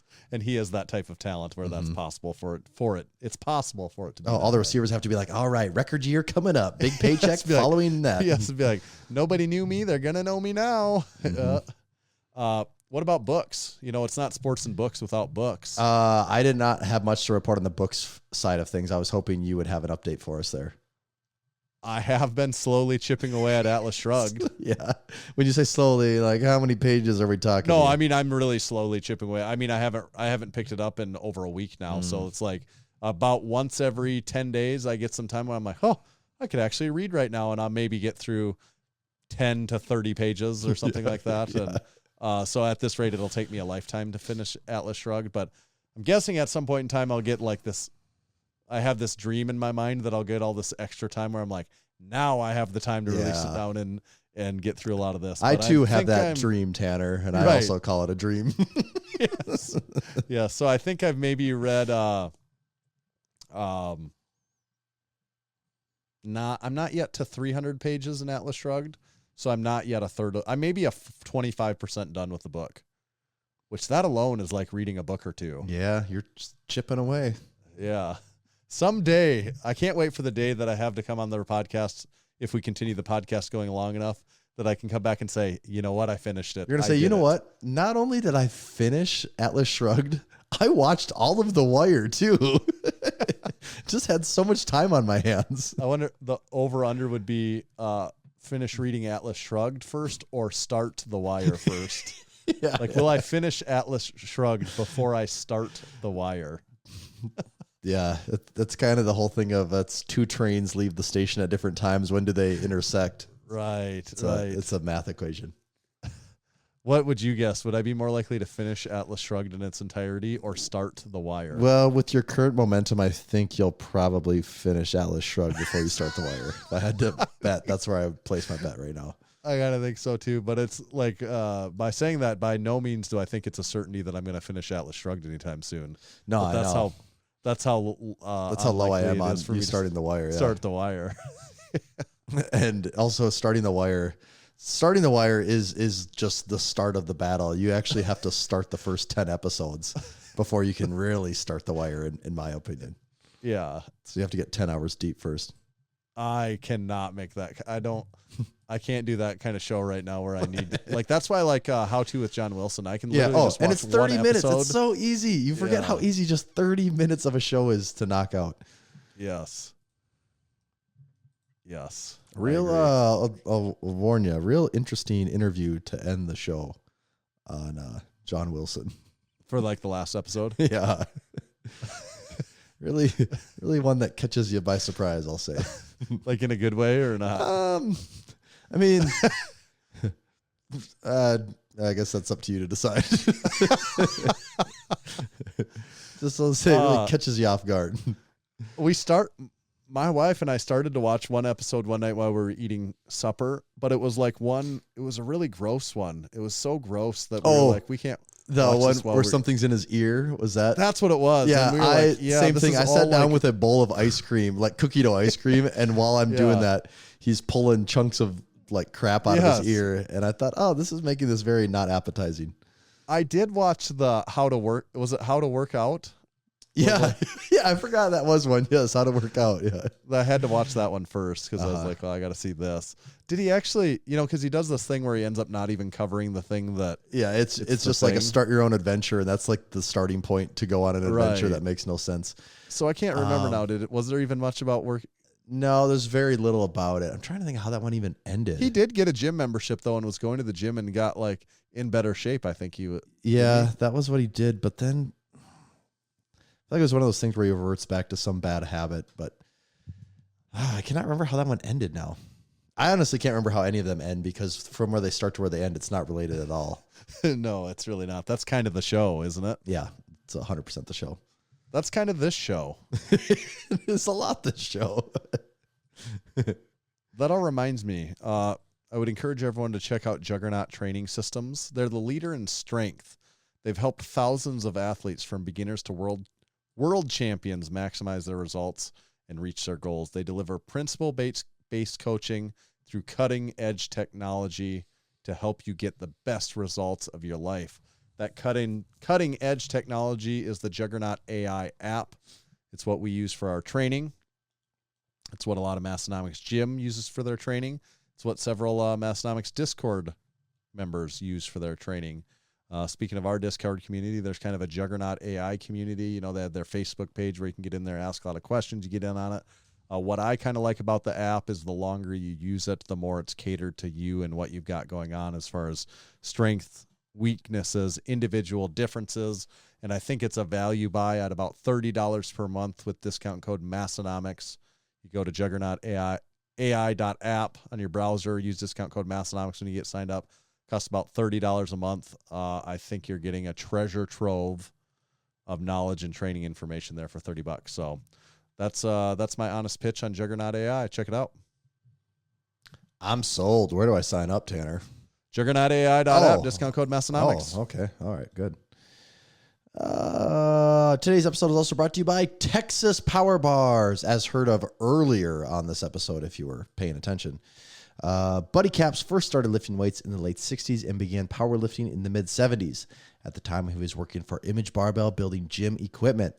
Around 1976, a local machine shop started making Olympic bars for them, calling it the Image Bar. In 1977, Image Barbell became Champion Barbell. It was then that Buddy started looking at the bars with an intent of changing them for the better. Fast forward to today, and Buddy has changed the game once again with the 29mm Texas Power Bar. It's strong as a house, it has the best knurling, and it's maintenance free. Hundreds of state, national, world, and international powerlifting records have been and continue to be set and broken on the Texas Power Bar. To learn more about Texas Power Bars and buy one of their legendary bars, visit texaspowerbars.com. Thanks, buddy. What? So you talked about going to the gym and using the safety squat bar and stuff. So I actually forgot to say one thing about that. Yeah. I've never used Elite FTS safety squat bar where the padding was so mashed out that it was actually causing physical. I was doing hard sets and I couldn't think about anything, how hard the weight was, because it was hurting my shoulder so bad. So I actually had to flip the bar over, use it upside down.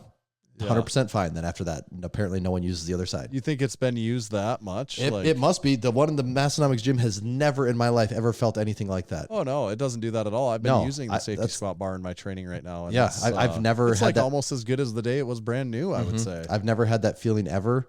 And it wasn't just me. I mean, I had I don't even know what those are. It's like those little pressure bruises you have where the skin turns all red and kind of blistery around it.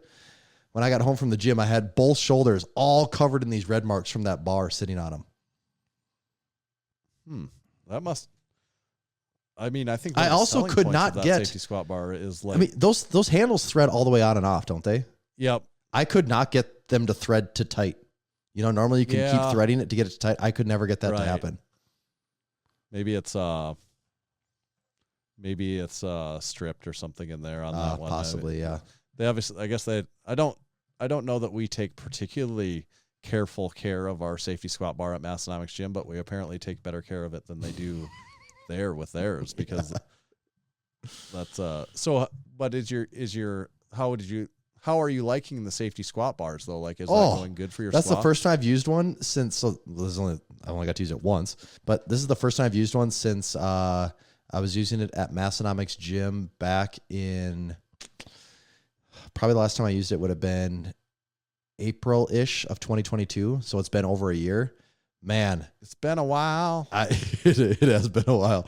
I don't know if there is a squat accessory that just makes me feel like I seriously feel like I'm doing a leg press when I do it.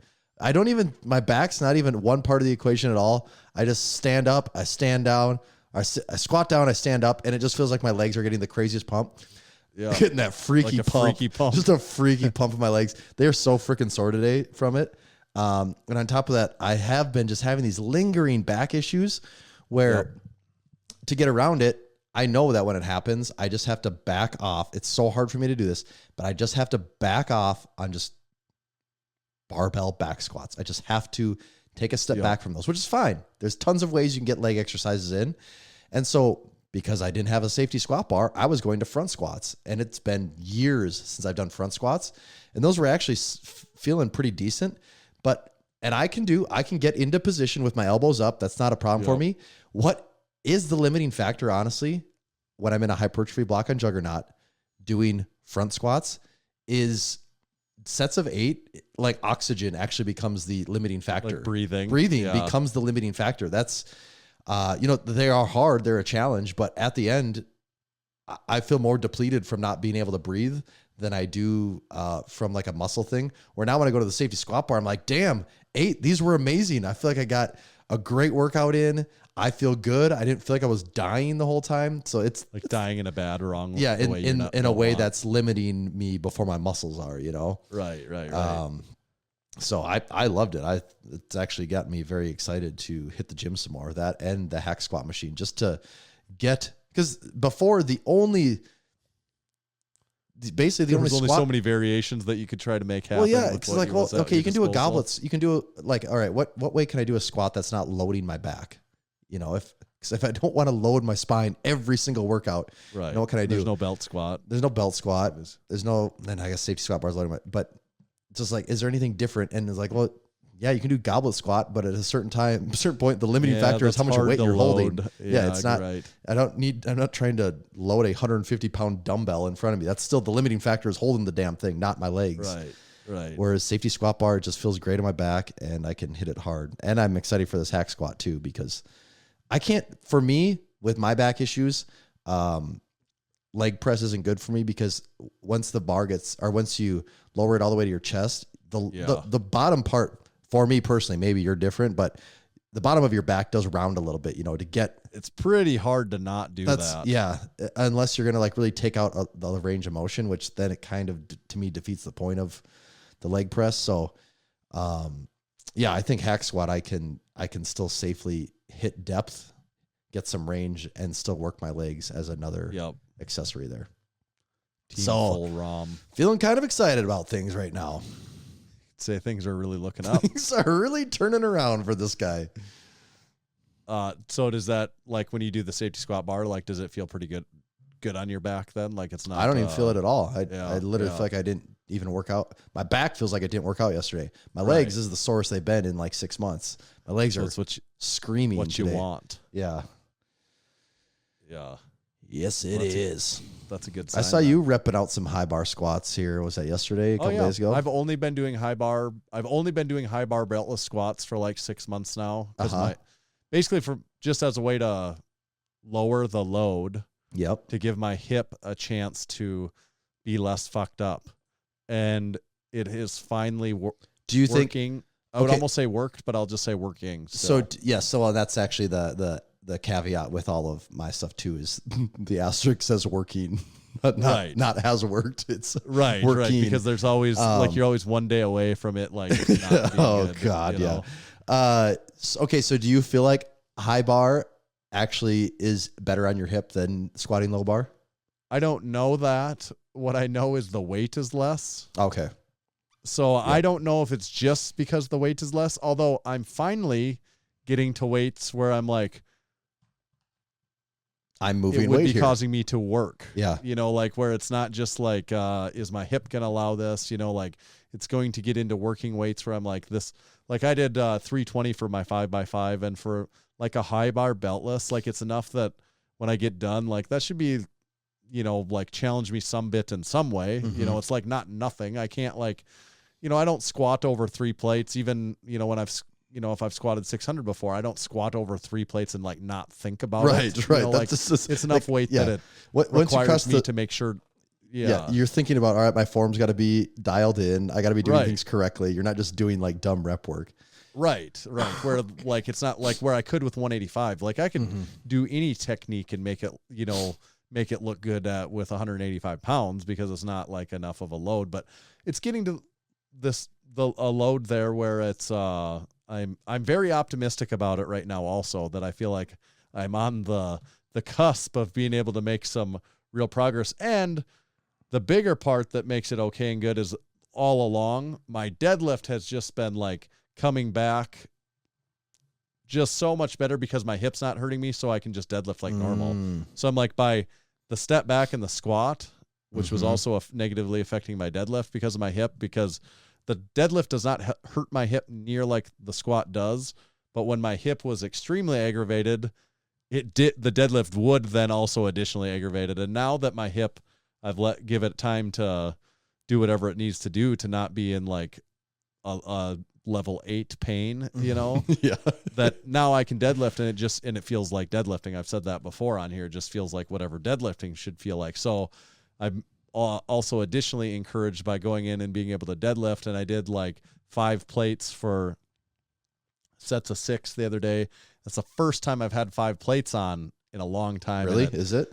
Yeah, and I wouldn't say it felt easy, but it also didn't feel hard. You know, it just felt like. And you didn't feel beat up the day out. I mean, that's actually almost the No, more I actually important feel- metric is how do you feel the day or two after? I feel good in the way like, God, I'm getting to these loads that then like afterwards I feel like sore and tired and But not injured. fatigued, but not Yes. injured and not That- just like, oh, my hip is. That turns into fucking the hurt most again. important metric Yeah. is, do I Right. feel, I'll take all the soreness and miserableness Right. of getting up out of the chair if it means, things feel like they're going in the right direction. So I'm encouraged, that I could get where I'm, on lower reps where I'm back up pulling like 600 pounds and it might not even hurt. And then where I'm like, if I can, on squat, what I'm going to do, because this is working, I feel like it's working. I'm not going to just like abandon ship now and be like, all right, low bar, throw the belt on. Let's like grind some reps right here. What I'm going to do is just still continue to really slowly nurse the squat with variations. Like that's how I like to do it though. It's like what you're talking about with the safety squat bar. It's what I'm doing with, high bar beltless. Take high bar as far as you can. There's no con to that, right? Yeah, right. I mean, exactly. the con would be you could have potentially trained harder under low bar, but you're not really leaving anything out there. Right. What I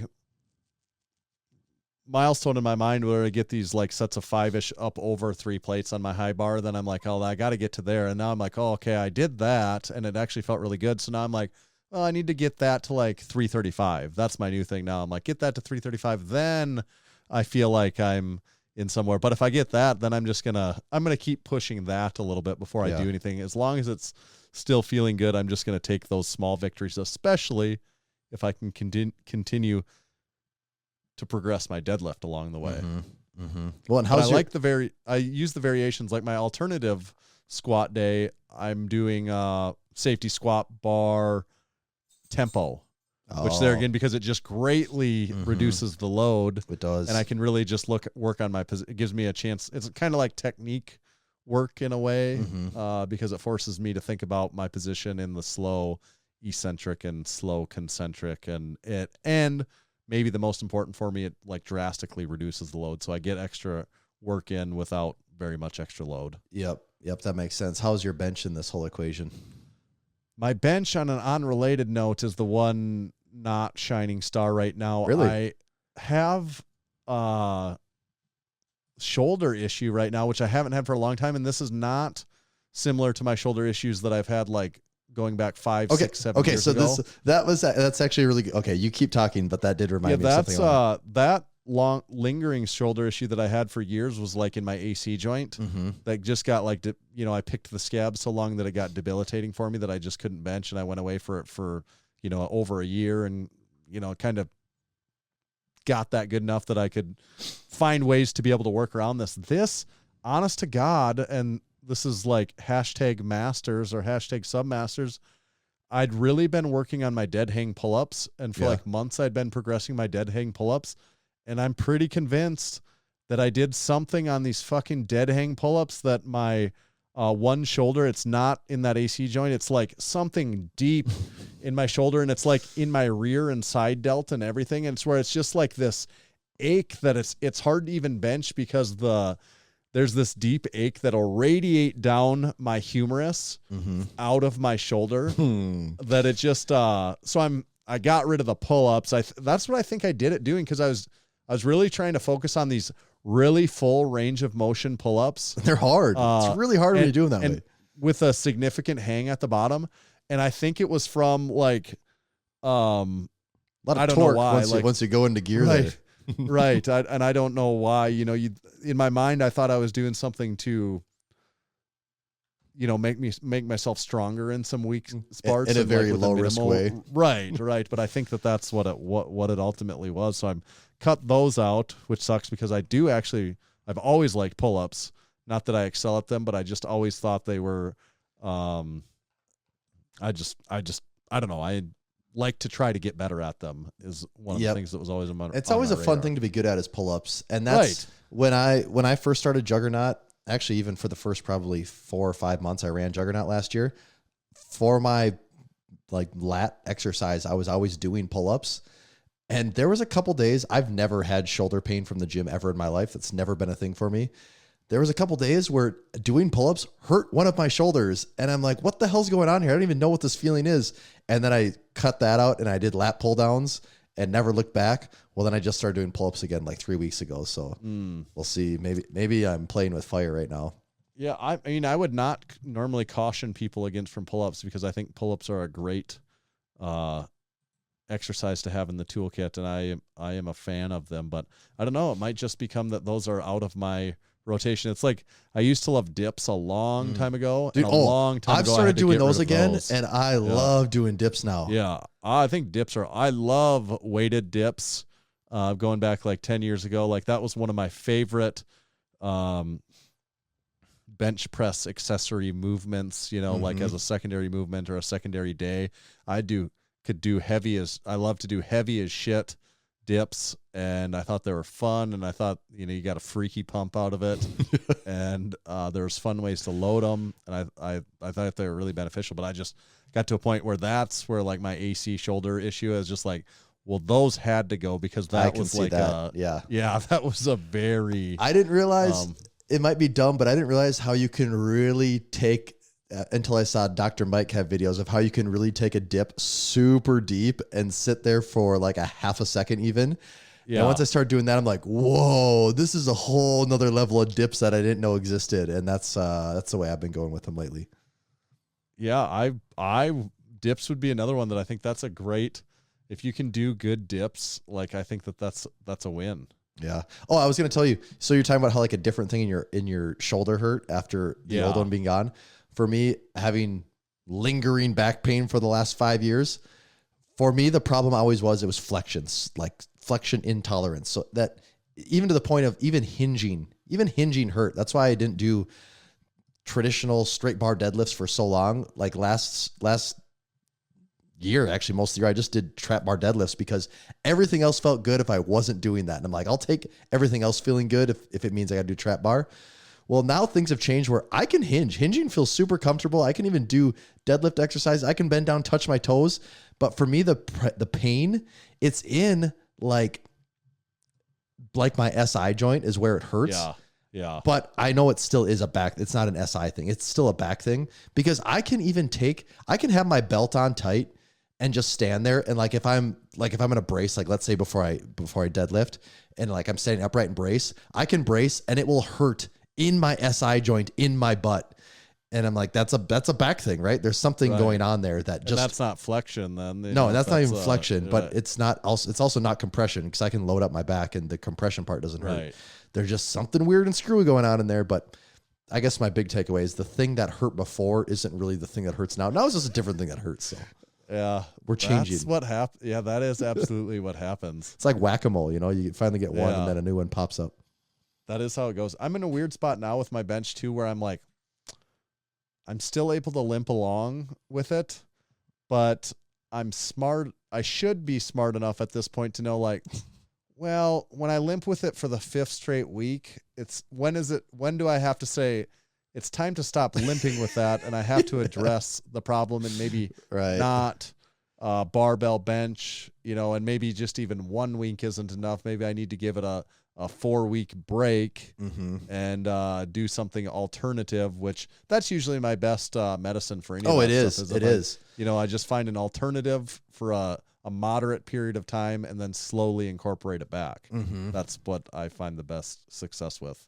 Yes. For me, bench is probably the one. I mean, it is absolutely the one that's going the best out of all of them. I don't know. I guess I could still for sure bench over 300. I'm just curious how close it would be to 315 right now, which is weird that's hung on. But the point that you had there is really good though, is like, it's finding that thing that's like your on ramp that takes you back into lifting. And that is the hard thing though, is like knowing what that is and knowing that there's something you can reliably go to, because it does change. Like, oh, this used to be my safe spot where if everything's shit, I can still go to this one and know that it's going to be okay for me. And I can get some work in. And while I'm getting the work in for a few weeks, the other things are recovering and coming back. And that honestly has been for me really hard to find what that is because, well, one, but my available equipment has changed, But Right. I do think the safety squat bar is the thing that it's going to be my on-ramp back. Well, and I guess, something I take for granted or a perk of like being at a place like Massenomics Gym is there is every option is available. Like there's no equipment limitation where, and also if there is, and I want it. See, and that's what, if I was at Massenomics so long ago, I would have been on the belt squat, safety squat bar train for, I would have just been like, all right, loading I'm going to ride this for 4 months and see what it's like at the end of that. I wouldn't even need to. I can ride this for a month and I'll have a very good answer. I'll have a very good feeling if I'm on the right path. Where then for me, it had been turning into this, let's try front squats. And then, I don't know how many like variations of step ups and lunges and things like that can I do, which I can get a good pump, but at the same time, you're freaky ass pump. You can get a freaky ass pump, but you're not really moving much weight either though, is the thing. Right. So. Yeah, that's a lot of sets and reps talk this week, isn't it? Yeah. It's almost like it's all just trial and error, isn't it? It is. It is. Should we finish this episode up with a little overrated, underrated? Yeah, let's do it. I just made up a little bit as we went right here. So we'll, some of these will be recurring themes. Wait, so were these handcrafted for me or? These are handcrafted for you. Okay. Yep. But I did it, as we were recording here. You might not have even known it. I'm a wily old vet at this point, but, also not a whole lot of originality in my topics here. It's mostly all stuff we've talked about, but this will actually be forcing you to not ride the line on these topics and decide specific overrated, underrated, because you know about the not riding the line, but the getting your druthers and everything. Yep. One horse, two asses.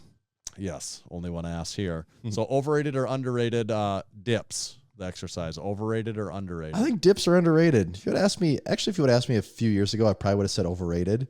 But now that that was especially when I really cheated the range of motion and like, I could do 1,000,000 of these. They don't do anything. If you really go deep with them, hit that full range of motion and even slow them down a little, they can get surprisingly hard. And you do feel good after doing them. So I think dips are underrated.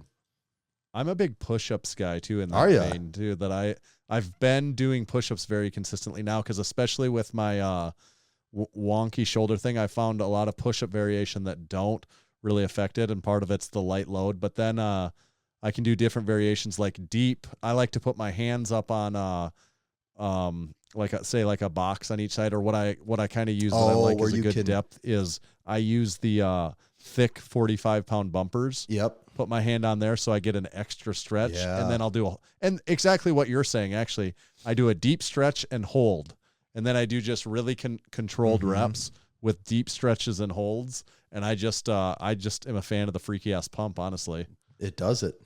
And you don't have to hold it for 10 seconds. Like even just a slight pause is enough to do it. And the other variation I've tried a couple times now that Big Corey at the gym showed me he was doing is the safety spotter arms on our half rack.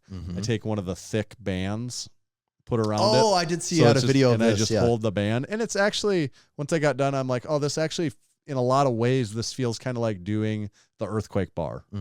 Like it's that same stimulus where I'm just like, because I have to stay so steady. Otherwise, it's just going to get crazy immediately. And so dips, sort of like push-ups, I would say. I'm just stealing the question and answering it in the own way, my own way, I guess. But it's just conversation. Overrated or underrated? The Costco chicken bake.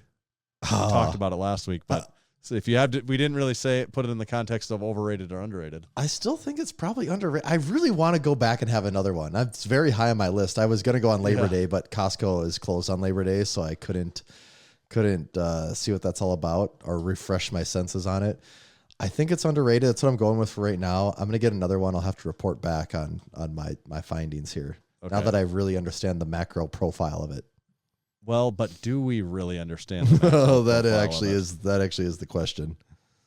I'm excited. We're going to have to talk to Dr. Mike about the Costco chicken bake and really drill into the specifics of that when we're there. Maybe we can, if there's a Costco nearby, maybe that's a video idea with Dr. Mike. We analyze the Costco chicken bake, like from a nutritional perspective. Yeah. It could be really good. Something to think about. Overrated or underrated? I know it's a little early in the game to tell. There's a lot of time left for this to develop, but overrated or underrated, Sam Sulik. Probably. Granted, he's just a kind of like a 21-year-old kid that has 1 million YouTube subscribers. I mean, probably pretty underrated right now. I think the numbers indicate that he's underrated if there's that many people still going to see what's going on here. Right. I'm going to be doing some more research on him this week. So, okay. Yeah, we'll follow up next week. Yeah, we'll follow up, but I'll say underrated right now from the little bit I know. I was thinking about doing a YouTube video on it, too. I think we do. I think we got to do the rise of Sam Sulik. Does he ever let on to his personal life, like at all? He goes to college. But do you ever like get a feeling for like, oh, he likes to do this in his spare time or anything like that? No, I think he just lifts and gets a freaky ass pump. Okay, that's what I was wondering. And like, then- do you ever and hear, then, he likes to play video games or he talks about doing this or this? I haven't really picked up on any of that. It's mostly been about the freaky ass pump and eat it and his nutrition. Okay. And maybe just a slightest bit about going to school. Like, I don't know what he goes to school for or college for. That is the priority of things in life, right? Right. Number 1, the pump. Yep. Number 2, the nutrition to help you get the pump. Then 3, and maybe school. Yeah, maybe, if necessary. All right, last topic, overrated or underrated. This is worth all the marbles. Overrated or underrated? The All Go No Show Tea. AGNS. So underrated. People were just coming around to how criminally underrated this shirt was while the sale was going on. So you could say it was finally getting some of its due, but it's still underrated. It's still that was really a Massenomics sleeper shirt if there ever was one, wasn't it? There wasn't a bigger sleeper shirt we've ever had than that one. That is the biggest sleeper Is of that all what time. you would say? It was the right? biggest It has to sleeper be, of all doesn't it? time? Yeah. We've never had a shirt that sold so slowly than to make such a rapid short-term turnaround Towards the end of its sell life. towards that. Yeah. So if that's not a sleeper shirt, I don't know what is. It's like that shirt was like that musician that just was never could make it, and then at the end of its life, it finally had that smash Then hit. it dies and gets famous. Yeah. It was just starting to get some momentum, and then it died, and it was gone. Yeah. I do think if you're in size maybe like large and smaller, you could still get an All Go No Show tee, but not for long. Mm-hmm. Not for long on the All Go No Show. Its life is coming to an end and maybe never to return again, or maybe it breathes life of its own and we just have to bring it back too. Never say never. I might say never to that one though. Yeah, that's actually I might say never. I don't Twice. I don't want people to think that they can not buy that now with the chance of getting it some other day. Fool us twice, shame on us. All Go No Show. Good news, Tommy. It looks like you passed overrated, underrated. Awesome. Just getting You know worried what about that it. means. You know what that means you get to do. We can air this episode. I can go to bed. Well, we get to air this episode, and you get a little something special, I think, for passing overrated, underrated. Oh. Cool beans. The nutrition. Yeah. Is that what you get cool beans for? Is it for passing overrated, underrated, or is it for being a guest on the podcast? For being a guest mostly. Okay, traditionally. I kind of actually misinterpreted the That's cool okay. beans on that one. You had your druthers. That's true. Somebody's got to have their druthers. It might as well be us. Yeah. Anything else we need to get out on this one? Should we put a bow on it? That's probably enough. All right, everyone, make sure to get out there this week. Check out Massenomics.com. Please become a supporting member. Subscribe to our YouTube channel. Don't forget to get a freaky-ass pump this week in the gym. I'm going to get one tomorrow. I'm so friggin' pumped for it. I'm going to do it. What is tomorrow, Friday? Friday. Yeah. Okay. Yeah. We'll both get a freaky-ass pump and report back. We'll all get freaky-ass pumps. Yeah, that's and everyone's report homework back. assignment. Go get a freaky-ass pump, report back. Let us know how it goes. We'll all come back next week and see how it goes. We'll do a pump check next week. Thanks, everyone, for listening. Tommy, where do they find you at? You can find me at Tomahawk_D. You can follow me at Tanner_Baird. Just make sure to follow Massenomics at Massenomics. See ya.